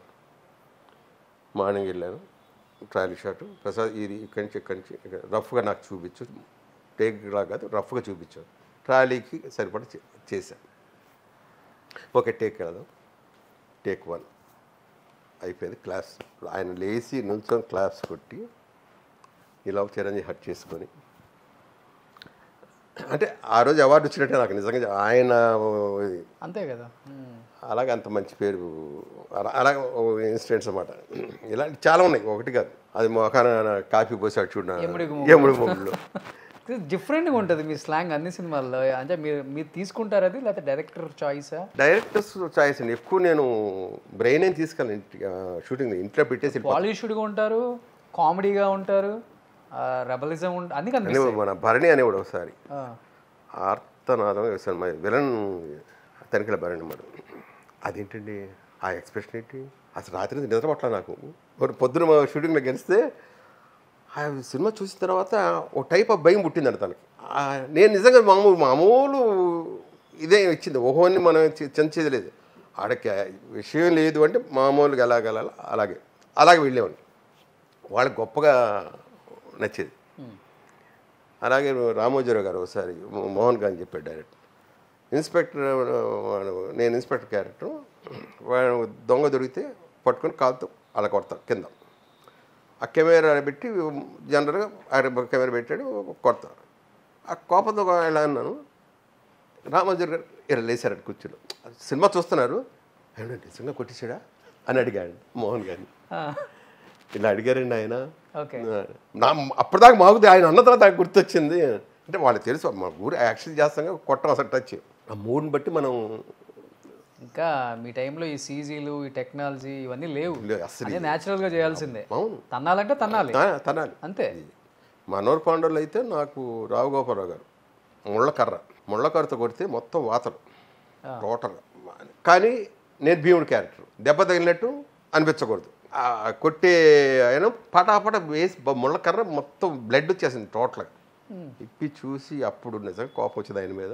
పెద్ద ఆయన ఏం అనలేము, అయ్యా కంట్రోల్ చేసుకోలేకపోయినా అయ్యా ఏమనుకోదు, ఏం వేసాడు ఓకే అయిపోయింది ఇంతే అడుగుతారు ఆయన. మీ ఇద్దరు కాంబినేషన్స్ కూడా బాగుంటాయి. చాలా ఎన్ని సినిమాలు మూవీస్ చేశారు, తండ్రి కొడుకులు చాలా సినిమాలు చేశారు. రియల్ లైఫ్ లో రావు రమేష్ గారు కొడుకు, కానీ రియల్ లైఫ్ లో అయితే మీరే కొడుకు. ఎలా ఉంటుంది రాఘగోపాల్ వర్మ గారు? చాలా ఉండే సరదాగా ఉంటుంది. ఆయన చేస్తుంటే నాకు నవ్వు వచ్చేది, కంట్రోల్ చేసుకోవాల్సి వచ్చేది. అంటే వాళ్ళందరూ గొప్ప గొప్ప ఆర్టిస్టులు కదా, దాంతో మనకి వాళ్ళు చేస్తుంటే చాలా ఇదిగా ఉండేది. ఒక విధంగా చూస్తే మనం కూడా ఈక్వల్గా చేయాలి అన్నది లోపల ఒకటి స్టార్ట్ అయిపోతుంటుంది ఒక పక్క నుంచి. 2 రియాసాలు 3 ఒక 4 ఇంకా తగ్గు ఆ చాడెవడు ఆడైతే నేను వాడికని గొప్ప, ఇక్కడ నేను ప్రసాద్ బాబుని రావు గోపాల్ అయితే ఏంటి అని అనుకొని అప్పుడు వెళ్ళేవాడు. దాంతో సీన్స్ అని బాగా పండి. నీ అబ్బా నానే రే ఎలా సార్ ఎలా పండించారు మీరంతా? Great great. ఆయన డైలాగ్ డెలివరీ లేకపోతే ఆ మేనరిజం, దాని వే ఆఫ్ స్టైల్ ఆయనకి రియల్ లైఫ్ లో అట్లనే ఉంటారా, లేకపోతే సీల్ కోసం క్యారెక్టర్ లేదు న్యాచురల్గా పండించడం కోసం ఆయన మార్చుకున్నారా సార్? లేదు రియల్ లైఫ్లో కూడా అంతే. ఆయన న్యాచురల్ ఆ టైప్గానే మాట్లాడతాడు. అయ్యా ఇంటికాంచి తులసి రసం వచ్చిందయ్యా, ఇది కానీ తాగితే మీ జీవితంలో జలుబు అనేది ఉండదయ్యా. సరే అండి పాపం అందరికి ఇచ్చాడు, చాలా అద్భుతంగా చేసింది వాళ్ళు ఆవిడ రసాలు. ఒకరోజు అనాస పనస ఇది ఎక్కడ దొరకదు మీకు, ఒక్కసారి రుచి చూడండి అని ముందు దాన్ని రుచి గురించి చెప్పేటోడికి మనకి నిజంగా నోరు అంత గొప్ప అంటే పెట్టే మనస్తత్వం. ఓకే. అప్పుడు అలా సూర్యకాంతమ్మ గారు ఆవిడ ఇంటికాంచి అందరి కోసం ఈ బొబ్బట్లని ఈ మనుబులని, నాకు బొబ్బట్లు అంటే ఇష్టం, అందరికి ఒక్కొక్కటి ఇచ్చేది. అమ్మా ఇంకోటి ఏమ్మా ఒరే అందరు తినాలి కదరా, ముందు వాళ్ళందరికీ ఇవ్వని, ఇచ్చిన తర్వాత మిగిలితే నీకు ఇస్తానులే అని 4 మిగిలితే నెయ్యి వేసి రాసి బాగా అరే బండాడా దా కూర్చో తిను మొత్తం నువ్వే ఆప్యాత అండి. అప్పుడు ఇప్పుడు ఎక్కడ ఉండండి, ఇప్పుడు అంతా రావటం ముందు ఫస్ట్ క్యారవాన్లోకి వెళ్ళిపోవటం. అసలు ఏమిటో క్యారవాన్ కనిపెట్టాడు ఎవడో కానీ ముందు వాడిని అన్నారు. అందుకనే మీ టైంలో చేసిన వాటిని సినిమాలు ఆర్టిస్టులు ఇది కదా సినిమా అంటే ఇలా ఉండాలి కదా, ఇలా యాక్ట్ చేయాలి కదా, వీళ్ళు కదా ఆర్టిస్టులు అంటే అని మేము కూడా దాంట్లో లీనమైపోయి చూస్తాం. ఇప్పుడు వచ్చే వాటిని సినిమాలు అంటారు కదా, మార్కెటింగ్ ఇదంతా. ఏదో కథ వచ్చింది, ఆ కథ ఫీలింగ్ లేదు సినిమా తీసిన ఫీలింగ్. అందుకే థియేటర్లకు ఎవరు వెళ్ళట్లేదు, అందరూ నెట్ఫ్లిక్స్ ఆహా ఈ అమెజాన్ ప్రైమ్లకి అలవాటు పడిపోయి దీంట్లో వచ్చేస్తుందిలే అనుకుంటారు. ఇప్పుడు మనోహర్ పాండవుల్లో షూటింగ్ అంతా అయిపోయింది, స్టేషన్కి వచ్చి అందరం చెన్నైకే వస్తున్నాం, అందరూ ఒకరొకరు పట్టుకొని వాటేసుకుంటున్నాం. మళ్ళీ అనుకున్నాం ఏంది వచ్చేది చెన్నైకి చేరుతున్నాం, మళ్ళీ ఏంది అనగానే అంటే ఇంకా మళ్ళీ రేపటి నుంచి కాలం ఎవరు బిజీలో ఎవరు షూటింగ్లో వాడి అంటే 30 రోజులు ఒకే చోట ఉండి ఒక్కసారి విడిపోతున్నాం అనగానే ఆ ఫీలింగ్ లిటరల్గా ఏడ్చారండి మురళీమోహన్ రెడ్డి. అందరూ ఏడటమే ఆ స్టేషన్లో, అందరూ ఎంతగా చూశారు మమ్మల్ని. ఫస్ట్ కారు కొందరు మీ గ్రూప్లో చిరంజీవి గారు, హరిప్రసాద్ గారు, మీరు, సుధాకర్ గారు వాళ్ళేనండి. ఫస్ట్ నుంచి కూడా నాకు కారు మీద ఇంట్ల మీద నాకు ఇంట్రెస్ట్ లేదు, ఫస్ట్ నుంచి లేదు. వాళ్ళు కంపెనీ వాళ్ళు బండి ఇస్తారు వెళ్తాం అంతే. ఫస్ట్ ఆఫర్ వచ్చింది కూడా సుధాకర్ గారు అంట కదా అప్పుడు హీరో. ముందు నేను ఆల్రెడీ వీళ్ళందరికన్నా ముందు నేనే హీరోయిన్. ఓకే. సుధాకర్కి హరిప్రసాద్ మన చిరంజీవి ముగ్గురు ఒక రూమ్లు ఒక పక్క రూమ్. దాంట్లో వచ్చింది సుధాకర్కి, హరిప్రసాద్గా వచ్చినట్టు సుధాకర్ వెళ్ళాడు, అలాగే వచ్చింది వాళ్ళకి. ఇప్పుడు బాగుంటుందిలే ఒకరి బట్టలు ఒకరు వేసుకోవటం ఆడిషన్స్కి చెప్పుకునేవాళ్ళం. రే పలానా చోట అడుగుతున్నారు వెళ్ళండి, వీళ్ళతో కాదు నాకు ఇంకో బ్యాచ్ ఉండేవాడు కాదు. అప్పుడు 10 ఒక 20-30 మంది స్టూడెంట్ బ్యాచ్లు ఉండేవాడు. హీరోలు కాకముందు స్టూడెంట్లు ఉన్నాం, ఒక 30 సినిమాలు ఒక దగ్గర 5-6 సినిమాలు చేశాం. మట్ల మాణిక్యం అని అన్ని స్టూడెంట్ వేషాలే. వెంకన్న బాబు సినిమా 12 కాపురు దాంట్లో కూడా స్టూడెంట్ వేషం వేసాం. ఇవన్నీ కూడా మాకు డబ్బుల కోసం మాట. రోజు 300-400 ఇచ్చేవాడు మాకు. అంటే A1 స్టూడెంట్ అంటే కుర్రాళ్ళు బాగుండాలి అంటే ఆ బ్యాచ్లో మాకు 500 వేసాం, ఇలా దూరుకోం ఇలాగని డిమాండ్ చేసేవాళ్ళం మేము. దాంట్లో చెప్పుకునేవాడు, అరే పలానా దాంట్లో ఉన్నాయి వెళ్ళండి, మరి ఇంతే అడిగి తీసుకో తగ్గబాగు అని మనం చెప్పుకొని. మీరు బాగా యాక్టివ్గా ఉండి అందరిని బాగా ముందుకు స్పోర్టివ్గా నడిపించే వ్యక్తి ఎవరు? సుధాకర్ గారా, మీరా? మా బ్యాచ్లో నాకు తెలిసి చిరంజీవి గారి మెయిన్ అండి. అతను అంటే బయట ఎక్కడికి ఇది కాదు, లీడ్ చేసే తనే, ఏదైనా చేద్దామని అది చేయాలని తనే చేసేవాడు. లీడర్షిప్ క్వాలిటీస్ ఎక్కువ ఫస్ట్ నుంచి. ఈ వెనక మేము తోకలం అంతే. పస్తులు ఉన్న రోజులు ఉన్నాయా? మాకు పస్తులు ఉన్న రోజులు వాళ్ళకేమో కానీ నాకు మటుకు లేదు. నేను హ్యాపీ టోటల్గా. అంటే ఈ తరం ఆ తరం అని తేడా లేకుండా 3 తరాల పాటు కంటిన్యూగా అందరితో వర్క్ చేశారు కాబట్టి ఒక మంచి మెమరబుల్ మూమెంట్ అండ్ షూటింగ్ స్పాట్లో మీకు గుర్తుండిపోయే ఒక సీన్ వాళ్ళతో అంటే ఎన్టీఆర్ గారితో అంటే ఏమని చెప్తారు? రామారావు గారితో సీన్ చేశాను. విశ్వరూపం అని గొప్ప అవార్డు నాకు. ఆయన వీడ్కోలు సభ జరుగుతుంది. దాసనారాయణ గారు అందరికీ తలా పేజీ డైలాగ్ ఇచ్చారు. వాళ్ళు చదివేస్తున్నారు, నాకు డైలాగులు ఇవ్వాలి. రామారావు గారితో నాకు అదో భయం. మామూలు 2-3 అంటే అందరికి ఇంతంత పేజీలు ఉన్నాయి, నాకు ఇంగ్లీష్లో నాకు ఇంత పేజీ ఇచ్చాడు. ఏంటి ఇంగ్లీష్ ఇప్పుడు నేను చెప్పాలా అన్న, చదువు ముందు ఇది జరిగే నిజంగా ఇవ్వండి, నాకు ఉందా లేదా డైలాగు అని చదివా. చూస్తేమో మొత్తం రామారావు గారి డైలాగ్ కనిపిస్తుంది. ఈయన ఏదో నాకు కొడుతున్నాడనేసి జోలో పెట్టుకున్నాడు. అయిపోయింది. ప్రసాద్ రా అన్నాడు. సాద్ అంటాడు, నన్ను సాధువు అని పిలుస్తాడు. వెళ్ళా. డైలాగ్ వచ్చిందా చెప్పేసేదా, ఏడిసేవాళ్ళు అక్కర్లేదు కానీ పని చేయి. ఆయన మిమ్మల్ని వదిలి వెళ్ళిపోతున్నాడు, ఎక్స్ప్రెషన్తో డైలాగ్ లేదు, చెప్పాలి, ఎలా చెప్తావు చెప్పు. షార్ట్ పెట్టండి ఆయన ఆ మాట చెప్తారు. పరీక్ష పెట్టాడు అనుకుని నేను అప్పుడు శివాజీ గణేషన్ ఆయన సినిమాలు ఎక్కువ చూసేవాడు. 3 షోలు వెళ్ళానంటే మౌంట్ రోడ్ 3 సినిమాలు చూసేవాడు. ఆయన నడక, ఆయన ఏదో బాగా పిచ్చి నాకు. తంగబతకంలో ఆ భార్య పోయిన సంగతి తెలిసి ఆ చిన్న ఫీలింగ్తో వెళ్తుంటాడు. అది గుర్తొచ్చిందండి అంతే. ఆ వాటరు ఆ మెట్లు ఎక్కుతూ ఆయన దగ్గరికి వెళ్ళిపోయాను. అప్పటికి వాటర్ వచ్చేసింది. ఆయన గ్లిజన్ మా ఇద్దరు, ఆయన ఏడ్చేస్తున్నాడు, వాటర్ వేసుకున్నాను. ఆయన ఇలా వాటర్ వేసుకుని నాకు ఊపిరి అందట్లా. సార్ గాలి ఆటలేదు సార్ గాలి ఆటలేదు అని మళ్ళీ మామూలు ఆ ఎక్స్ప్రెషన్తో ఇది అయిపోయిన తర్వాత, బ్రదర్ మాకే ఎమోషన్ తెప్పించారు, వెరీ గుడ్ మళ్ళీ వాటర్ వేసుకున్నాడు. క్లాప్స్ అండి, మొత్తం అందరు క్లాప్స్.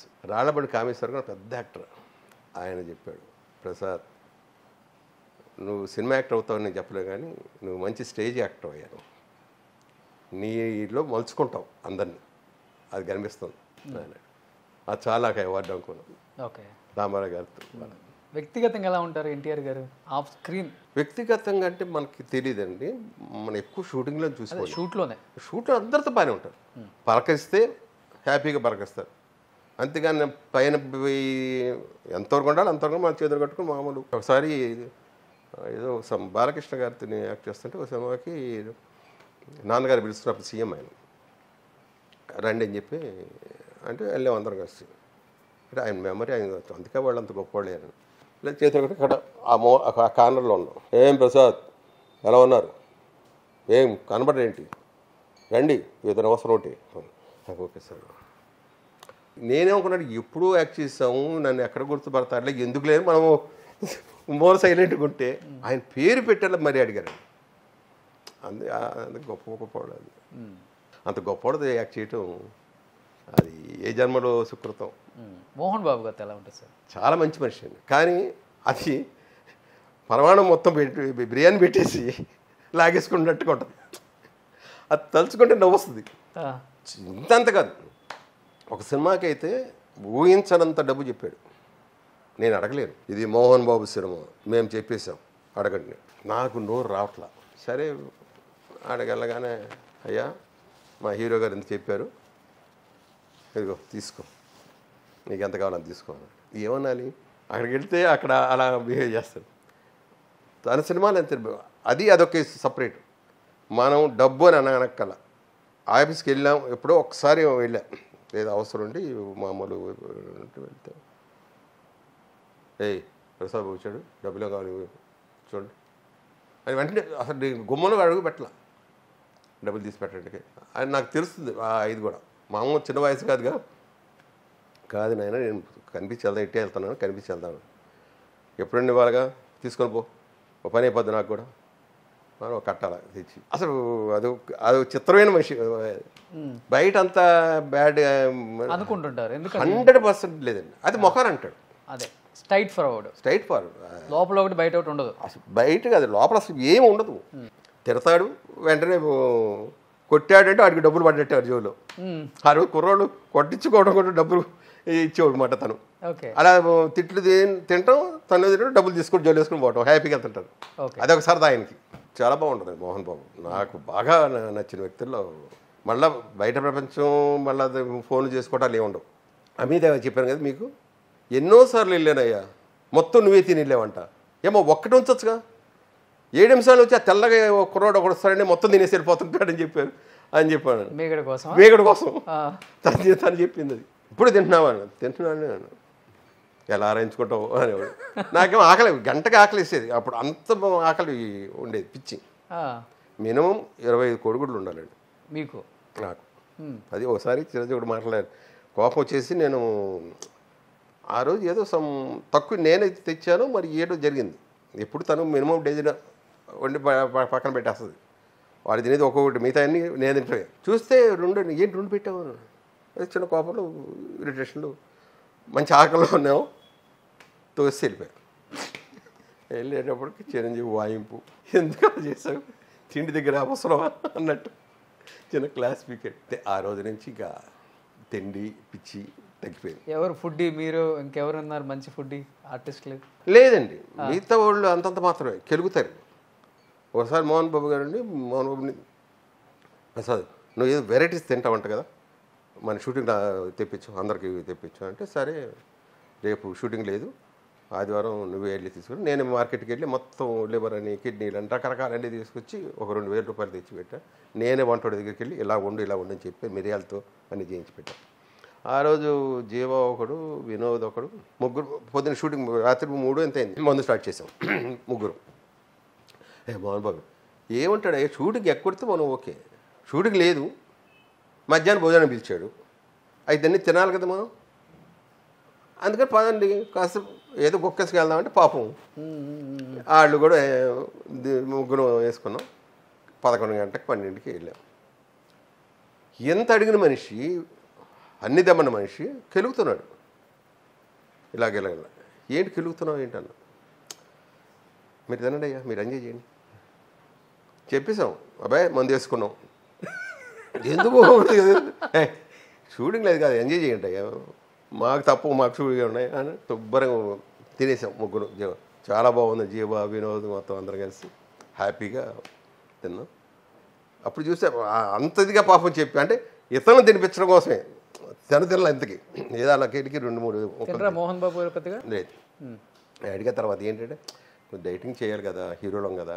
నేను 100% తిండిపించాను. నేను నాన్ వెజ్, ఆల్కహాల్ కంపల్సరీ. నాకు సాయంకాలం కానీ ఓ పెగ్గో 2 పెగ్గులు ఉండాలి. ఎవరు మీకు క్లాస్మేట్? ఎవరు లేరు, ఒక్కనే. అప్పుడు ఎప్పుడు కూడా ఎవరితో తాగను. అంటే ముందు కంపెనీలో చేశానండి కొందరి దగ్గర, కొంచెం చిన్న మనకెందుకో నచ్చల, తాగిన తర్వాత బిహేవియర్లు అయ్యి నచ్చల.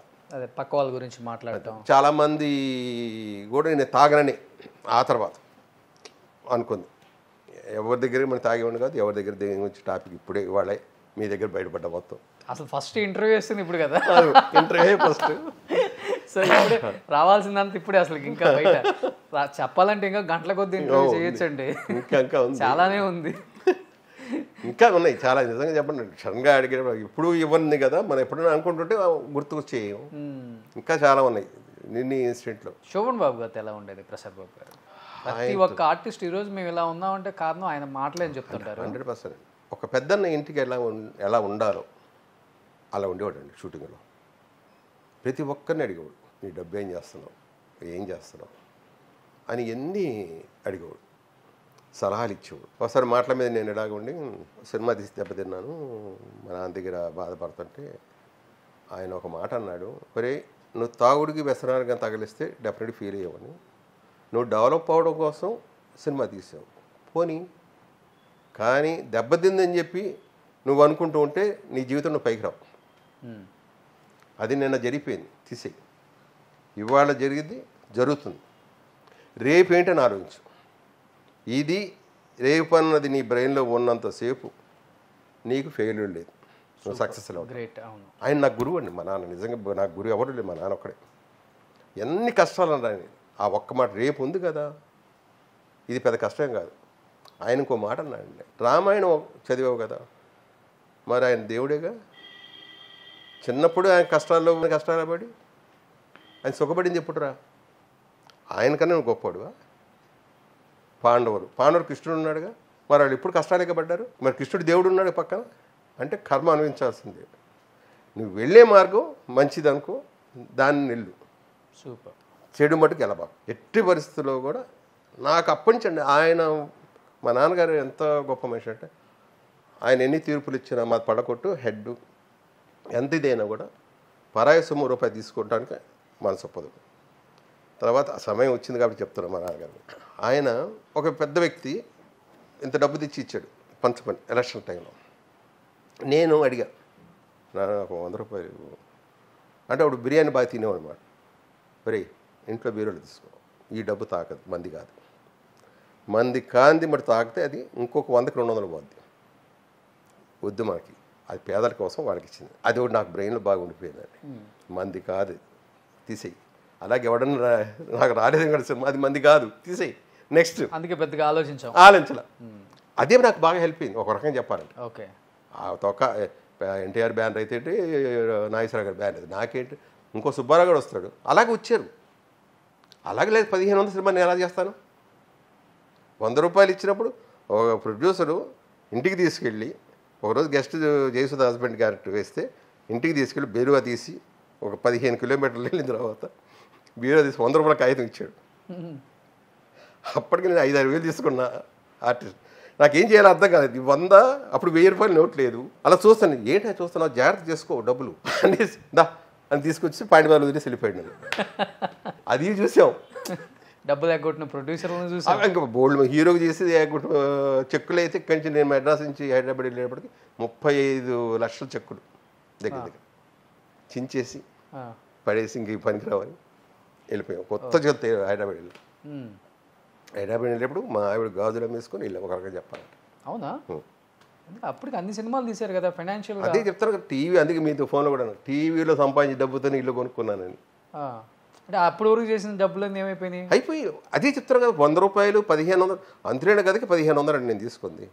నెలకి 250, 6 నెలలు లెక్కండి ఎంత అయింది? 250 ఎక్కడ సరిపోద్దండి? 73 అప్పుడు నేను జానీబాగర్ తాగేవాడిని. అప్పుడు ఎంత? 125. ట్యాక్సీలోనే తిరిగేవాడిని, అంటే సినిమా ఆర్టిస్టం కాబట్టి. కారు ఎప్పుడు కొన్నారు? కారు కొనలేదు. ఇప్పుడు కూడా కొనలేదు. నేను ఎప్పుడు కారు కొనలా. ఇప్పుడు క్యాబ్లో వెళ్తారా? క్యాబ్లోనే వెళ్తాను నేను. ఇప్పుడు మా పిల్లలు కారు ఇస్తాను, నాకు వద్దు క్యాబ్, మళ్ళీ అక్కడి నుంచి రావాలి కదా వేస్ట్గా. నాకు ఎందుకో నాకు కారు మీద మోజు లేదు. ఒక టైంలో ఉంది, ఎప్పుడంటే హెరాల్డ్ కొనుక్కున్నా. మీ టైంలోనే కదా చిరంజీవి గారు రెక్కల కారు కొన్నారు. ఆయన అప్పుడు ఇంకా ముందే అనుకోండి హెరాల్డ్ కారు కొన్నా. తర్వాత హీరో అయిపోయిన తర్వాత ముందే నేను హెరాల్డ్ కారు కొనుక్కున్నా. ఎంత? 7,000 6,000 పెట్టి డ్రైవ్ చేసుకుంటూ వెళ్తుంటే హోటల్కి వెళ్దాను, మా పిల్లల్ని మా ఆవిడని పక్కన కూర్చోబెట్టలే. కొంచెం దూరం వెళ్ళిన తర్వాత గుర్రబండి వాడు వెళ్తున్నాడు, సైకిల్ వాడు వెళ్ళిపోతున్నాడు. ఏమంటే నేను హోటల్ దగ్గర ఉంటాను కానీ మీరు వెళ్ళి వచ్చేది దిగి వెళ్ళిపోయింది. ఇలాంటి ఇన్సిడెంట్ ఉండేమాట. ఆ దెబ్బతో కారు కొనలే. ఇంకా అంటే డ్రైవింగ్ ఒకటి నాకు భయం అప్పట్లో.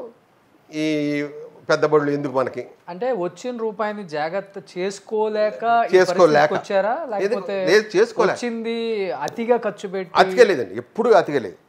దాన ధర్మాలు చేసి అసలు ఇష్టం లేదు అంటే పెట్టుబడి పెడితే వస్తారో అన్న చోట పెట్టి ఎగ్గొట్టి వచ్చింది. అది ఇప్పుడు లేదండి. సినిమాలు తీసాము, ఏదో 2-3 సినిమాలు తీసాం, దెబ్బతిన్నాం. ఓకే, పార్ట్నర్షిప్లో వాళ్ళు మోసం చేయడం చిన్న చిన్న అవన్నీ. అప్పుడు వచ్చిన రాబడి లేదు. మనకు వచ్చిన రాబడి మ్యాక్సిమం వస్తే ప్రతిసారి నాకు ఒక టీ నగర్లో ఒక మార్వాడి ఉండేవాడు. డబ్బులు వస్తువు తీసుకెళ్ళిస్తే దాని ఖరీదు 100 రూపాయలు అనుకోండి, 200 ఇచ్చేవాడు. 200 ఇస్తే నేను 3 రూపాయలు వడ్డీ తీసుకుంటాడు. నెక్స్ట్ మంత్ 15 రోజుల తర్వాత మళ్ళీ తీసుకెళ్ళి డబ్బులు ఇచ్చేవాడిని. మళ్ళీ నాకు అది ఇచ్చేవాడు, వడ్డీ తగ్గించాడు, 2 రూపాయలు తీసుకునేవాడు. అలా పెద్ద యాక్టర్ అయ్యి కూడా మీ ఆవిడ గాజులు పెట్టొచ్చారు. అంతే. మీ లాస్ట్ రెమ్యునరేషన్ అంటే ఎంత అని చెప్తారు? మురారి సినిమాకి 1,00,000 రూపాయలు అండి. రోజుకా ఆహా, సినిమా మొత్తానికి? మొత్తానికి 60 రోజులకి ఆడడానికి భయపడేవాళ్ళు. అలాగే మోహన్ బాబు సినిమాలు ఉన్నాయి. బయట నేను 10-12 వేలు తీసుకున్నవాడు మోహన్ బాబు సినిమా 50,000, 75,000, ₹1,00,000, ₹1,50,000 కూడా తీసుకున్న రోజులు ఉన్నాయి మోహన్ బాబు సినిమా. పిచ్చిగా ఈ జోదాలకి ప్యాకాట్లకి అసహ్యం నాకు ఏంటంటే మనం వచ్చింది దేనికి? స్క్రిప్ట్గా ఖర్చు పెట్టేవాడు. ఎవడ అసిస్టెంట్ డైరెక్టర్ వాడికి ఏం కావాలి, బుక్స్ కొని ఇవ్వటం. ఇప్పుడు కొంతమంది డైరెక్టర్లు అయ్యారు వాళ్ళలో చాలామంది తెలుగులో. మనకు అదొక ఆనందం. ఎవరున్నారు ఇప్పుడు? పోయినోళ్ళు కూడా ఉన్నారులేండి, అనవసరం. ఇంకా చెప్పాను కూడా, ఒరే నాశనం అయిపోతున్నారు. మనం ఒక డైరెక్టర్ ఏదో అలవాటు ఉండి వాడు చేస్తున్నాడు కాబట్టి మనం ఆడిదారు కదా, వాళ్ళు ఉన్న మంచితనం తీసుకో, వాళ్ళు గొప్పతనం తీసుకో. ఆడు చెడిన వెళ్ళేది మనం ఎందుకు, మనకెందుకు అని ఇలా చెప్పినా కూడా వినడా, నాశనం అయిపోయాడు. ఇలా చాలామంది. కొంతమంది డైరెక్టర్లు అయిన తర్వాత మనం పేరు పెట్టి పిలుస్తాం కదని చెప్పి ఎందుకని వాళ్ళు మనల్ని రాని కూడా చేశారు. అలా కొంతమంది డైరెక్టర్లు. ఓహో, మీరు పేరు పెట్టి పిలుస్తారా? పేరు పెట్టి పేరు ఎలా ఉంటుంది? ఇప్పుడు మన దగ్గర పెరిగిన కుర్రవాడిని పేరు పెట్టి పిలవకుండా ఏం పేరు పెట్టి డైరెక్టర్ గారు అంటాం. కుర్చీలో కూర్చుంటే ఇప్పుడు స్టిల్ వాటి అసిస్టెంట్ చిన్న పిల్లవాడు అయిన సార్ డైరెక్టర్ గారు అంట. బయట వెళ్తే ఏ రాము ఏం కృష్ణ అంట. ఆ సీట్లో ఉన్న సార్ డైరెక్టర్ నాకు అది ఎవరే అది చెప్పిందల్లా వింట. అంతేగాని దానివల్ల కూడా కొన్ని వేషాలు రాలేదంటారు? రాలేదు. హ్యాపీ ఇంకోటి వస్తాడు కదా, నాకు వచ్చాడు కదా. సో శోభన్ బాబు గారితో మంచి జర్నీ చేశాను అన్నారు, డబ్బుల గురించి అడుగుతున్నారు అన్నారు. ఆయన ఇప్పుడు ఈరోజు ఆఫ్ ద ఓల్డ్ చెన్నై ఆయనదే అంటారు. అవును. ఎప్పుడు కూడా మీరు స్థలాల మీద చెప్పలేదు ఆయన? అంటే అడిగారు, నాకు చెప్పా నాకు ఇలా ఉంది, అందుకని నేను పెద్ద ఇంట్రెస్ట్ చూపించలే. పైగా నాకు ఉన్న స్తోమతికి చాలు, ఎందుకంటే కొనలేను ఇంకా నా ఖర్చులు. అంటే అంత ఖర్చులు పెట్టేస్తాను. లేదు సార్, నా తిండికి సరిపోద్దండి. నేను మళ్ళీ హోటల్స్కి వెళ్ళి లగ్జరీ చేయను. నాకు వచ్చే డబ్బులు ఇంతే కాదయ్యా, కరెక్ట్గా నువ్వు పెడితే చేయొచ్చు కదా సార్. మీ టైంలో అయితే ఆయనకి నేను సలహా ఇచ్చా, మీ టైంలో రూపాయిది ఇస్తుంటే అక్కడ వచ్చి కానీ సో మీరే చేశారు, మీకు ఇది దొరికింది. నాకు రూపాయికి కానీ ఇచ్చేది. ఈ కానీ నేను తిండి తిన్నా, ఇల్లు చూసుకోనా, నా ఫ్యామిలీ చూసుకోనా, నా ఫ్రెండ్స్ చూసుకోనా, నా బంధువులు చూసుకోనా, వీళ్ళందరికీ వచ్చేవాళ్ళు పోయేవాళ్ళు ఉంటారు. పెద్ద కుటుంబం నాది, ఎలా సరిపోద్ది? అందుకు అది జరిగే పని కాదు. అందుకని అడ్వైస్ చేశారు పాప ఆయన 100% చేశారు. మీ సినిమా షూటింగ్ ఎప్పుడైనా ఆయన 2 కాళ్ళు పోయింది యాక్సిడెంటే? కాదు, నా సినిమా షూటింగ్ అయిపోయింది. నేను సినిమా తీసినప్పుడు నా దాంట్లో యాక్ట్ చేశాడు కదా, అప్పుడు బాగానే ఉన్నాడు. ఏ సినిమా షూటింగ్ అప్పుడు? మా ఇంటి ప్రమాణం. ఓకే. ఏమేమి వాళ్ళ దాంట్లో అది చూడ దురదృష్టం. ఆ క్యారెక్టర్కి వేరే వాళ్ళు అనుకున్నారు, ఈయన దూరిపోయి అప్పుడు బిజీగా ఉన్నాడు, దూరిపోయి ఆ క్యారెక్టర్ కావాలని కూర్చున్నాడు. కార్ యాక్సిడెంట్ పైనుంచి పడిపోయి నడుము ఇది అయిపోయింది, నడుము తిరిగిపోయి. ఓకే. ముందు రాజేంద్ర ప్రసాద్ ఆర్టిస్టు ఫైటర్ కాబట్టి తను ముందు ఇలాగ వంగాడు, ఇతను ఇలా కూర్చున్నాడు బ్రెస్, దాంతో నడుము కొలాప్స్. షూటింగ్ స్పాట్లో లైవ్. ఒక్కోసారి నేను అనుకుంటానండి, చేసాపి ఎవరిని అడగకూడదు. నేను ఒక 2 గొప్ప వాళ్ళని చూశాను, అప్పటి నుంచి అనుకున్నా జీవితంలో ఎప్పుడు కూడా. ఎవరు ఆ గొప్ప వాళ్ళు? ఒకరు నూతన్ ప్రసాద్, ఒకరు చక్రవర్తి. చక్రవర్తి ఏమో 1000 సినిమాలు తీశాడు, నూతన్ ప్రసాద్ 1000 సినిమాల దాకా తీశాడు. లోపల రాని స్పాట్లోనే ఉన్నా. ఎప్పుడు కూడా ఒకరి దగ్గర సహాయం అని వెళ్ళకూడదు. మీరు వెళ్తే రాని లేదా? నేను కాదు, వాళ్ళు వెళ్తే అంటే ఆ పరిస్థితులలో ఉండి. వీళ్ళు లేకపోతే సినిమా తీయలేవాళ్ళు. అది చూసిన తర్వాత ఈ ఇండస్ట్రీ మీద నాకు అసహ్యం పుట్టింది. ఎంత అన్యాయం అనిపించింది. ఏంటి సార్ అంటే అంటే వాళ్ళు పోయే స్టేజ్లో ఫైనాన్షియల్గా ఏంటి వాళ్ళ పొజిషన్ అంతా వెళ్ళ? చక్రవర్తి దగ్గర కోట్లలో ఉంది, ఈ నూతన ప్రసాద్ కోట్లోనే ఉంది. అది చాలా పోవచ్చుగా, వాళ్ళకి ఇంకో కోరిక ఉండొచ్చుగా. సినిమాలు యాక్ట్ చేయాలని ఒకరు ఉండొచ్చు, ఇంకోటి మ్యూజిక్ డైరెక్ట్ చేయాలని ఉండొచ్చుగా. వాళ్ళకి లోపల కోరిక ఏముందో ఆ కోరిక చెప్పుకోవడానికి కూడా లేకుండా. మ్యూజిక్ డైరెక్టర్ చక్రవర్తి గారు ఆర్టిస్ట్గా కూడా చేశారు లాస్ట్ కొన్ని సినిమాల్లో. రాజులాగా బతికాడు చివరి రోజుల్లో. బాగానే ఉంది, ఆయనకి ఆస్తులు ఉన్నాయి, బోల్డ్ ఆస్తున్నాయి. ఇలా చెప్తున్నాను కోరిక. ఇప్పుడు కోరిక అన్నది డబ్బు కాదండి, చాలా ఉంటాయి. ఆర్టిస్టులు అన్నీ బిజీగా ఉండి ఖాళీగా ఉండలేరు. ఒక్కసారి ఖాళీ ఏమైపోద్ది. కానీ ఇప్పుడు వాళ్ళ దగ్గర నుంచి మనం వెళ్ళి ఎందుకు ఇది కావాలన్నది అది ఒకటి ఉంటుంది. బతుకున్నంతకాలం హ్యాపీగా ఇలా వెళ్ళిపోయి ఫేజ్ ఆపి వచ్చిన రోజు మనం ఉండకూడదు అన్నది మటుకు నేను డిసైడ్ చేస్తాను. Super great sir. ఏంటి సార్ మీ కుటుంబ నేపథ్యం ఏంటి? హ్యాపీ సార్, అందరూ హ్యాపీ. ఎవరు బతుకులు వాళ్ళు బతుకుతారు, ఒకరి మీద ఆధారపడరు, ఇంకోళ్ళు మోసం చేయరు. మోసం చేసుకుంటే మేము మోసం చేసుకుంటాం, కానీ ఇంకొకటి బయట కూడా మోసం చేయం. మీ తర్వాత మీ లెగసీ కంటిన్యూ చేయడానికి మీ కొడుకు వచ్చారు కదా? లేదండి, వాడికి ఇంట్రెస్ట్ లేదు. చేస్తే నా మనోడు అవుతాడు హీరో. ఓకే. నేను 100% చెప్పగలను. బట్ కొన్ని చేశారు కదా ఆయన శ్రీకర్ చాలా చేశాడు. సినిమా కన్నడ సినిమాలు చేశాడు, తమిళ్ చేశాడు, సీరియల్స్ చేశాడు. గొప్ప ఆర్టిస్ట్. మేము ఇద్దరం యాక్ట్ చేసేటప్పుడు వాడు గ్లేజర్ని పెట్టుకోకుండా చేస్తున్నాడు మదర్ పోయి సీను. నేనేమో గ్లేజర్ను పెట్టుకొని చేస్తున్నాను. గ్లేజర్ని పెట్టుకోవాలంటే అక్కర్లేదన్నాడు. ఆ గ్లేజర్ లేక పట్టపట ఏడ్ చేస్తున్నాడు. నాకు అది చూసి షాక్. నాకు ఏమో ఈడిప్పుడు ఇంత డెవలప్ అయ్యాడు. ఇంత బ్లడ్ ఉంది కదా. అఫ్ కోర్స్ ఆ తర్వాత తెలిసింది. మా నాన్న కూడా అదే అంట. ఓకే. ఆయన ఈలపాటి రఘురామయ్య గొప్ప గొప్ప ఆర్టిస్ట్తో సహాయకుడికి చేశాడు. ఫస్ట్లో మమ్మల్ని అయితే మా అన్నయ్యలు నాటకాలకు వెళ్తే పట్టుకొని కొట్టేవాడు భయంకరంగా. మాది పళ్ళ కొట్టు అట్టి మట్టం ఉంటాయి, అవి తీసి కొట్టేవాడు. ఎందుకయ్యా ఎంతో తొన్నులు తింటారు అనవసరంగా, ఆ నాటకాలు చేయకపోతే ఏం పోయింది అనేవాడు నేను. అలాంటిది నేను ఇదే బతుకు తిరుగు ఇప్పుడు సినిమా ఇండస్ట్రీకి వచ్చాను. అంటే అంత మంచి యాక్టర్ ఎందుకని సినిమాల్లో రాణించలేదు బాబు? వాడికి ఎందుకో క్వాలిటీ. అప్పుడు టీవీలోకి వచ్చాడు, టీవీలో చాలా క్వాలిటీగా తీసేవాడు. అవి వాడికి ఇంట్రెస్ట్ లేదు. ఇది బాగాలేదు డాడీ, ఏదో ఒకటి చూసుకోవాలని చెప్పి అనేవాడు. అలాగే వాడికి ఇంకా బ్రెయిన్ తిరుగుతున్నట్టుంది. ఆ ధ్యాసలోనే దాన్ని వెళ్ళిపోయాడు. నాకు షాక్, ఇప్పటికీ షాక్. మీరు ఎలాగ అడిగారు అసలు వీడేంటి అంటే వాడి జాతకరీత్యా 100% ఆర్టిస్ట్. 100%. తులారాశి రామారావు గారి జాతకం వాడికి రాముడు వేషం వేసిన రాఘవేంద్ర స్వామిలో రాముడు కృష్ణుడు వేశాడు రాఘవేంద్ర గారు వాడి చేత. అందుకే ఆ వేషాలు వేయగలిగారు. చెప్పాను, ఒరే రామారావు గారి జాతకం ఉందిరా, నా వదులుకోవద్దురా అంటే ఏమిటో నాకు ఎక్కట్లా, నా వల్ల కాదు. అవుతారేమో యాక్టర్, దాందే ఉంది. మళ్ళీ సెకండ్ ఇన్నింగ్ స్టార్ట్ చేస్తారు. అవ్వచ్చు ఆఫ్ కోర్స్. బట్ కొడుకు అయితే మీ బ్లడ్ కాబట్టి వచ్చేసింది. కోళ్ళ కూడా మంచి ఆర్టిస్ట్ సార్, చాలా మంచి ఆర్టిస్ట్ అండి. బట్ ఆ అమ్మాయి 100% చేస్తే చాలా హ్యాపీ, నాకు హ్యాపీ. మంచి మంచి క్యారెక్టర్ చేయొచ్చు. అన్నీ చూశాను కదా, అటు గయాళి కానీ సెంటిమెంట్ తిరగ తీసేస్తాయి. అవును, అసలు అద్భుతమైన యాక్టర్. బట్ వాళ్ళకి ఇంకా ఒక ట్రాక్ అంటే బ్రెయిన్. ఇంకొకటి ఒక జ్యోతిష్ చెప్పాడండి, మన మనిషిలో 2 రకాలు వస్తాయంటండి. ఏది బలంగా ఉంటే దాని మీద మనం వెళితే ఇంక అది పెరుగుద్దంట జాతకం ప్రకారం. రెండోది పక్క వెళ్ళిపోద్ది. నా జాతకంలో ఆర్టిస్టు, రైతు 2 ఉన్నాయి. ఇప్పటికీ రైతు పిచ్చి నాకు. ఒక ఇంట్లో ఉన్నా కూడా ఒక చిన్న చెట్టు వేసుకోవడానికి ట్రై చేస్తాను. కానీ దీనికన్నా నాకు ఎక్కువ డబ్బు వచ్చేది, బ్రతికేది ఆర్టిస్ట్. సో దీని మీద నేను ఎక్కువ బతకాలి అనుకొని దీన్ని డెవలప్ చేసుకున్నా. అందుకే ఇది వెళ్ళిపోయింది. ఓకే. ఆ తర్వాత జరిగిన తర్వాత అందుకని 65వ సంవత్సరంలో నేను ఇల్లు కట్టుకున్నా. ఇన్నేళ్ళు ఇల్లు కట్టలేదు. ఒక చిన్న 100 గజాలు పూరి గుడిసె వేసుకొని, నా చెట్లు వేసుకొని, నాది, ఎవరిది కాదు, ఇది నా కష్టార్జితం, ఎవరి హెల్ప్ లేకుండా. మా పిల్లలు కూడా రానిలేదు నేను. అక్కడ ఏ పని మీరు చేయి ముట్టుకోకూడదు, నాది అది అంతే, నేనే కష్టం అని కట్టుకుంది. అది మంగళగిరి కట్టింది. తర్వాత రండి మీరు, నా ముందు ఎందుకు మీరు సలహాలు ఇస్తారు, నాకు నచ్చవు. నా దగ్గర లేదు బడ్జెట్.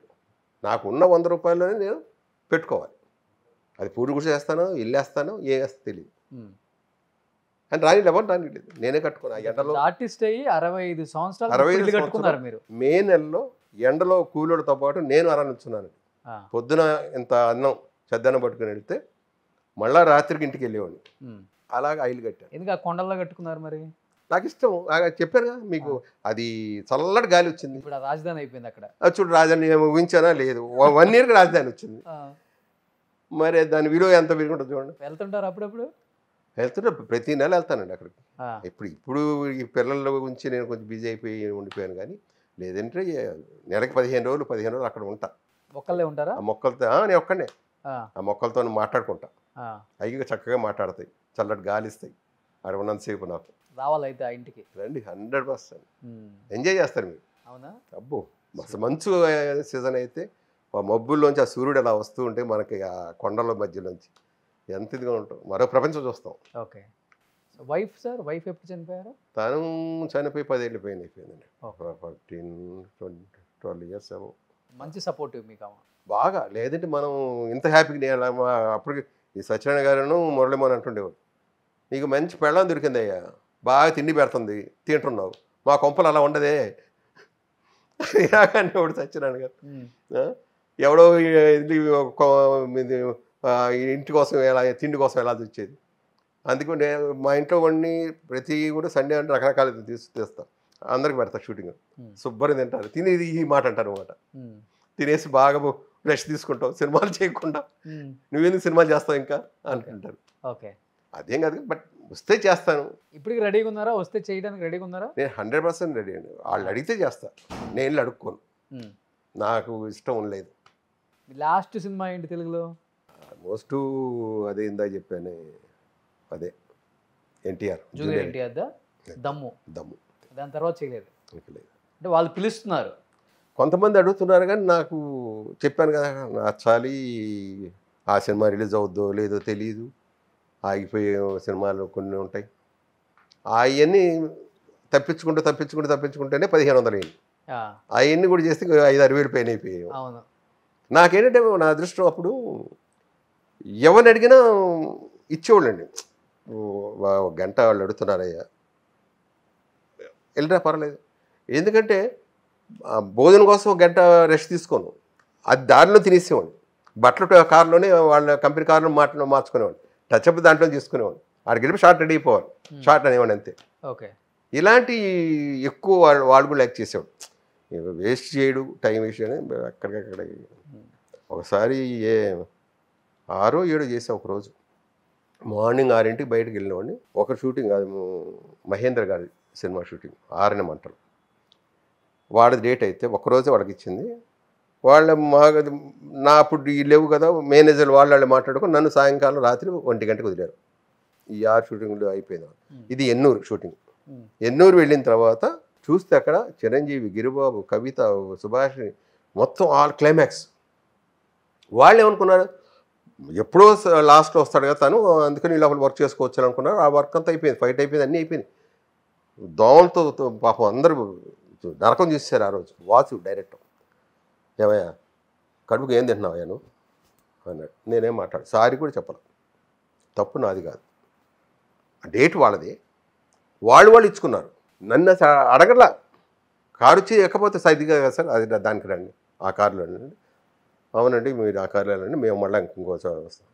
ఇలాగ వాళ్ళు ఇచ్చుకొని నన్నంటే ఎలాగా ఏమంటా సార్, నేను తలకా సరే రెడీ అయిపోయాను. షూటింగ్ అయిపోయింది, 6-7 అయిపోయింది మార్నింగ్. వేరే షూటింగ్ వెళ్ళిపోతాను, కారు ఎక్కి వెళ్ళిపోతాను అన్నాడంటే వాసు. సారీ కూడా చెప్పలేదు. నేను ఒకటి అన్నా, ఎందుకు చెప్పాలి, ఎందుకు లేట్ అయింది నన్ను అడగల. కానీ నేను ఆ రోజుతో డిసైడ్ అయిపోయాను, ఇంకా జీవితంలో క్లాష్ చేయకూడదు, ఎట్టి పరిస్థితుల్లో కూడా క్లాష్ చేయకూడదు. ఏమన్నామని ప్రపంచం నాకు అనవసరం, ఎవడో కోసం నేను ఎందుకు బయలవ్వాలి, తిండి తినకుండా ఏంది, వాళ్ళు డబ్బిస్తారు ఓకే. కానీ హైలైట్ ఏంటంటే ఈ మహేంద్ర గారు సినిమా రిలీజ్ అయిపోయింది, నేను డబ్బులు వెళ్ళి ఆఫీస్కి, వాళ్ళే పంపిస్తున్నారు. ఇప్పుడు ఆఫీస్కి ఫోన్ చేయలేదు, ఏం చేయలేదు. ఆయన ఫోన్ చేసి, ఏమయ్యా నేను డబ్బులు అంత ఎక్కువైపోయినా నీకు, అది కాదు సార్ ఒకరోజు నేనే నా వల్ల మీరు లాస్ అయ్యారు, మళ్ళీ నేను డబ్బులకి ఎలా రాను సార్. ఏడ్చేవలే, ఆయన వదిలే, నెక్స్ట్ సినిమా డేట్ పంపిస్తున్నాను, డైరెక్ట్ అవ్వరండి, నీకెందుకు నెక్స్ట్ సినిమా డేట్ పంపిస్తాను, ఏ డబ్బులు తీసుకోకూడదు. కానీ నేను ఒట్టు పెట్టుకున్నాను, ఇంక జీవితంలో అతని దగ్గర నేను పని చేయకూడదు, చేయలేదు. తర్వాత ఏదో అడిగారు, సారీ నేను చేయను. ఇంకా నచ్చని వ్యక్తి దగ్గర చంద్రముఖి వాసువా కాదండి, మనకి ప్రత్యేకత గారు అబ్బాయి వాసు ఒక అతను. ఇంకా జీవితంలో అతను ఏమయ్యా అప్పుడు ఏదో అయిపోయిందయ్యా, మళ్ళీ చేయొచ్చు కదా, చేద్దాం, ఎందుకు ఇంట్రెస్ట్ లేదు వదిలి. సో మీరు చేసే టైంలో మీ ఫ్రెండ్స్ పిల్లలందరూ ఇప్పుడు స్టార్స్, ఎన్టీఆర్, మహేష్ బాబు, రామ్ చరణ్, బన్నీ, ప్రభాస్, ఎలా ఉంది వీళ్ళని చూస్తున్నప్పుడు? ఇప్పుడు కొత్త ప్రపంచం కదండి, డెఫినెట్గా. ఆల్రెడీ మహేష్ బాబుతో వర్క్ చేస్తున్నారు. చేశాను అంతే, 2 సినిమాలు చేశాను. అండ్ బాగుంటుందండి, మంచి కుర్రోళ్ళు వచ్చారండి. నాకు అనుకున్నారా మహేష్ బాబు గారిని అప్పుడు చూసి లేదండి, స్టార్ అవుతారు? లేదు మొత్తం ఇప్పుడు అంటాం ఆ మాటలు తప్పది. ఓకే కృష్ణ గారు అబ్బాయి, రమేష్ ఇది కాలేదు, చూద్దాం ఇతర అదృష్టం ఎలా ఉంటుంది అనుకున్నాను. కానీ కష్టజీవి అండి అతను, అంత కష్టపడ్డాడు. ఎందుకంటే అప్పట్లో మాకు తెలిసి ఇంత పెద్ద కాళ్ళు తొడలు, మనిషి వికృతంగా ఉండేవాడు. ఇలాంటి వ్యక్తి ఎక్కడ హీరో అవుతాడు అనుకునేవాడిని నేను. అనుకున్నాను బాగా అలా ఉండి. తర్వాత అతను పడ్డ కష్టం అండి, సముద్ర పొడిన తెల్లవారుజాను 3 గంటలకు వెళ్ళిపోయి ఇసుకలో పరిగెత్తి మొత్తం బాడీని ఎరగదీసాడు.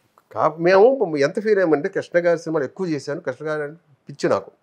అలాంటి వ్యక్తి కొడుకు ఏంటరా రేపు స్టూడియో ఏమైపోద్దని ఇలాగ అనుకునేవాడిని. వాళ్ళు అనుకున్నారు, నాకు లోపల ఇదే ఉండే. అలాంటి వ్యక్తిని ఆ ఫస్ట్ సినిమాలో నేను యాక్ట్ చేస్తాను అతనితో. ఏమా మహేష్ బాబేనా ఇతనేనా అంటే కసి ఉంది, డెఫినెట్ కుమ్ముతాడు, సో పద్మాన్ని నిలబడిపోద్ది అనుకున్నాను. నిజంగా అలాగే సూపర్ స్టార్ అయిపోయాడు. Hats off. అంత ఫ్యామిలీ సన్నివేశాలు కదా మురారి అంతా, ఆ సెంటిమెంట్స్ మీరు అన్నారు కదా మా టైంలో అంతా మేము సెంటిమెంట్ ఫూల్స్ అయ్యా అని, అలాంటి సినిమానే కదా అది కూడా. బాగా బాగా కలిసిపోతాడా అందరితో? నైస్. 100 ఒక్క ఎత్తనే కాదండి, మనం తప్పు మిగతా అందరి హీరోలు కూడా, అందరి హీరో పిల్లలు వాళ్ళు కూడా.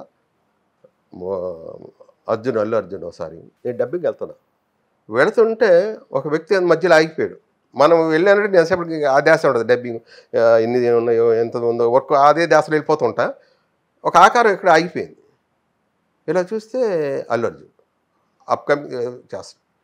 ఏం బాబా మీరు వెళ్తున్నారు చూడ, ఆ రెస్పెక్ట్, ఆ గౌరవం. ఆయన అప్రాలీయుడు అంటే ఏముంది, వెళ్ళిపోవచ్చు కదా తను. నిజంగా గుండె జల్లు మంది కూడా తప్పి మనం చూడాలి కదా, పక్కన ఎవరు ఉన్నారు ఏంటని చూడాలి కదా అని అప్పుడు నేను అనుకున్నా. అలాంటి వాళ్ళ దగ్గర మేము కూడా నేర్చుకోవాలి, కొన్ని నేర్చుకున్నాం కూడా. వాళ్ళందరూ అలా వాళ్ళు పైకి వచ్చారు, ఫాదర్స్ చూసి నేర్చుకున్న డిసిప్లిన్. ఫాదర్స్ ఏంటండి వాళ్ళు, రామ్ చరణ్ అయితే వాళ్ళ నాన్నకన్నా ఎక్కువ చెప్తారు అందరూ బయట. కష్టజీవులండి, నిజంగా కష్టపడ్డారు కాబట్టి వాళ్ళు అంత సూపర్ స్టార్స్ అయిపోయారు. సో ఇప్పుడు హ్యాపీ లైఫ్ ఇంకా 100% అండి, నిజంగా చెప్పాలండి. ఏం రిగ్రెట్స్ లేవు, వీళ్ళతో వాళ్ళతో తేడా లేకుండా అందరితో చేసేసారు. 1500 సినిమాలు, కోరికలు ఇంకేం లేవు సార్, అన్నీ ఏం చేయాలన్నది కూడా వచ్చేసింది నాకు. ఏం చేస్తాం ఇంకా. సో ఇప్పుడు మన సినిమా ఇండస్ట్రీ నుంచి పవన్ కళ్యాణ్ గారిని ఎన్నెన్నో మాట్లాడినారు, అసెంబ్లీ గేటు కూడా తాకలేదు అన్నారు. ఇప్పుడు మీరు మంగళగిరి పక్కనే అసెంబ్లీ గేటు, డిప్యూటీ సీఎం ఈ రోజు ఎలా అనిపిస్తుంది పవన్ కళ్యాణ్ గారి సక్సెస్? యాక్చువల్గా నేను చిరంజీవి గారు అవుతారని ఎక్స్పెక్ట్ చేశానండి. ఎందుకంటే ప్రజల్లో అంత బాగా వచ్చిందండి ఊపు. తను ఆగిపోయేటప్పటికి నాకెందుకు ఇతని మీద చిన్న డౌట్ వస్తుంది. ఆ ఇంట్లో సీఎం యోగం లేదా, ఎందుకు ఇలా జరుగుతుంది అని అనిపించింది. కానీ వాళ్ళు చేసే పనులు ఎంతకన్నా మంచి పనులు ఎవరు చేస్తారండి. నిజమైన రాజకీయ నాయకులు ఒక్కడు అంటే బూతులు వచ్చేస్తారు ఒక రకంగా చెప్పాలంటే. గుమ్మాలు రాజకీయ అయిపోయిన తర్వాత గుమ్మాలు కూడా తొక్కనివ్వరు. అలాంటిది వీళ్ళు ఇంత కష్టపడుతున్నారు, ఇంత చేస్తున్నారు ప్రజల కోసం, ఎందుకు వీళ్ళకి ఇవ్వట్లేదు అవకాశాన్ని అనుకునేవాడిని. డిప్యూటీ సీఎం అయిపోయాడు, బట్ సీఎం కూడా అవ్వచ్చు 100%. ఎందుకంటే కష్టజీవి అతనికి. ఫస్ట్ నేను చిన్నప్పటి నుంచి అతను ఆర్టిస్ట్ ఏమో కానీ లోపల ఏదో తపన ఉందండి, అది దేశానికి. అదైతే నేను యోగి వేమన, రామకృష్ణ పరమహంస అలాగవుతాడు. చదివే బుక్స్ అన్నీ అయ్యాయి. అప్పుడు ఎక్కువ నెంబర్ ఆఫ్ బుక్స్ అన్నీ దైవం బుక్స్ కనిపించాయి నాకు అతని చేతిలో. అప్పట్లోనే బాగా చిన్న వయసు, ఎందుకు ఇతను ఈ ట్రాక్ వెళ్ళిపోయాడు, ఎంత వయసులో ఎందుకు అని చెప్పి అనిపించేది. కానీ మనం అంత డీప్గా అడనని నేను అప్పుడు అడగడం, లోపల ఫీలింగ్ ఉండేది. కానీ తన లోపల కలిసి ఏంటంటే లోపల ఇంకోటి ఉన్నాడు. నేను అన్నాను ఇందాక, వెళితే రామకృష్ణ పరమహంస లేదా గాడ్సే ఆ టైప్లో అతను లోపల ఇంకో ఉన్నాడు, ఇంకేదో నేను చేయాలి దేశానికి. అందుకే ముందు మంచి మార్గం, మంచి మంచి వ్యక్తుల కథలు చదవటం, వాళ్ళ ఈ ఇన్స్పిరేషన్ తీసుకోవటం, వాళ్ళకి వెళ్ళి ఆఖరికి దేశ భక్తుడు అయిపోయాడు. బట్ చేస్తాడండి, ఏదో ఒకటి చేస్తాడు. 100% రావాలి, అలాంటి నాయకులు కావాలి. ఆయన మంచితనం ఇక్కడ దాకా తీసుకొచ్చు. ఎన్ని విమర్శలు ఆయనకి కామన్, విమర్శలు అన్నది 100% వస్తాయండి, రేపు ఇంకా వస్తాయండి, ఒకటి కాదండి.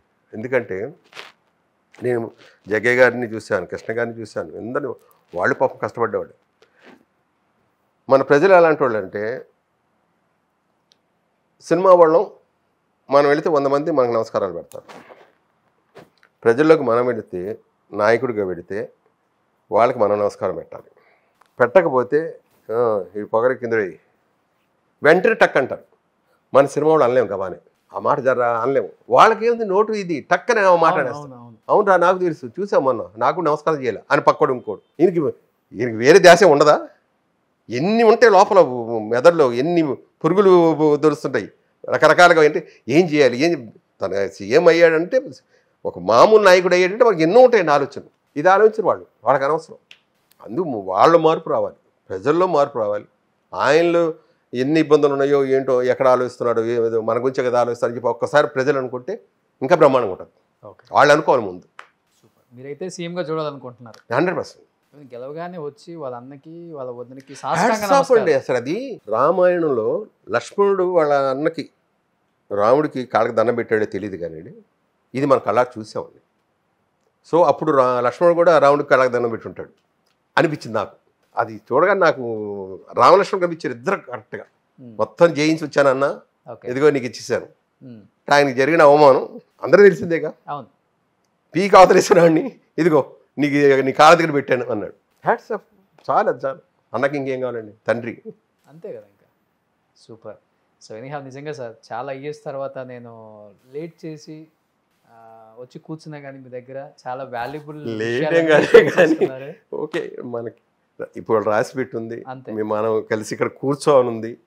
Thank you. సో ఇప్పటి వరకు మంచి లైఫ్ లీడ్ చేశారు. ఇంకా ముందు రోజుల్లో హ్యాపీగా మనవాళ్ళతో మనవరాలతో హ్యాపీగా ఉండాలని, హెల్తీగా ఉండాలని, సంతోషంగా అండ్ ముఖ్యంగా మంచిగా యాక్ట్ చేయాలని. ఇంకా తెలుగు వాళ్ళు ప్రొడ్యూసర్స్, డైరెక్టర్స్ ప్రసాద్ బాబు గారు అంటే తెలియని వాళ్ళు కాదు. దాదాపు 1500 సినిమాలు. మనం పిల్లలుగా ఉన్నప్పుడు ఆయన లేకుండా ఏ సినిమాని చూసి ఎరగం. థియేటర్స్లో కానీ మన ఇంట్లో టీవీలలో కానీ ఆయన కనిపిస్తేనే ఒక జోష్ వస్తుంది హీరో పక్కన. అంటే హీరోకు ధీటుగా చేసిన క్యారెక్టర్స్ ఎన్నో అవలీలగా ఆయన మార్క్ని, ఆయన స్టైల్ని, ఆయన డైలాగ్ డెలివరీని, ఆయన మేనరిజాన్ని మనందరికీ చూపించి అదరహో అనిపించుకున్న ప్రసాద్ బాబు గారికి ఇంకా మంచి అవకాశాలు ఇవ్వాలి. మనందరికీ మళ్ళీ ఆనందాన్ని, వినోదాన్ని అందించడానికి ఆయన సిద్ధంగా ఉన్నారు. కాబట్టి మనం సపోర్ట్ చేయాలి. కొత్త డైరెక్టర్స్ కూడా అలాంటి వాళ్ళని గుర్తించి ఆఫర్స్ ఇవ్వాలని మనస్ఫూర్తిగా కోరుకుంటూ, సో ప్రసాద్ బాబు గారు థ్యాంక్ యూ సో మచ్. ఎందుకన్నా ఏం చెప్పలేను ఇంకా. Thank you. సుమన్ టీవీలో మీ పర్సనల్ అండ్ బిజినెస్ ప్రమోషన్స్ కోసం కింది నెంబర్కి కాంటాక్ట్ చేయండి.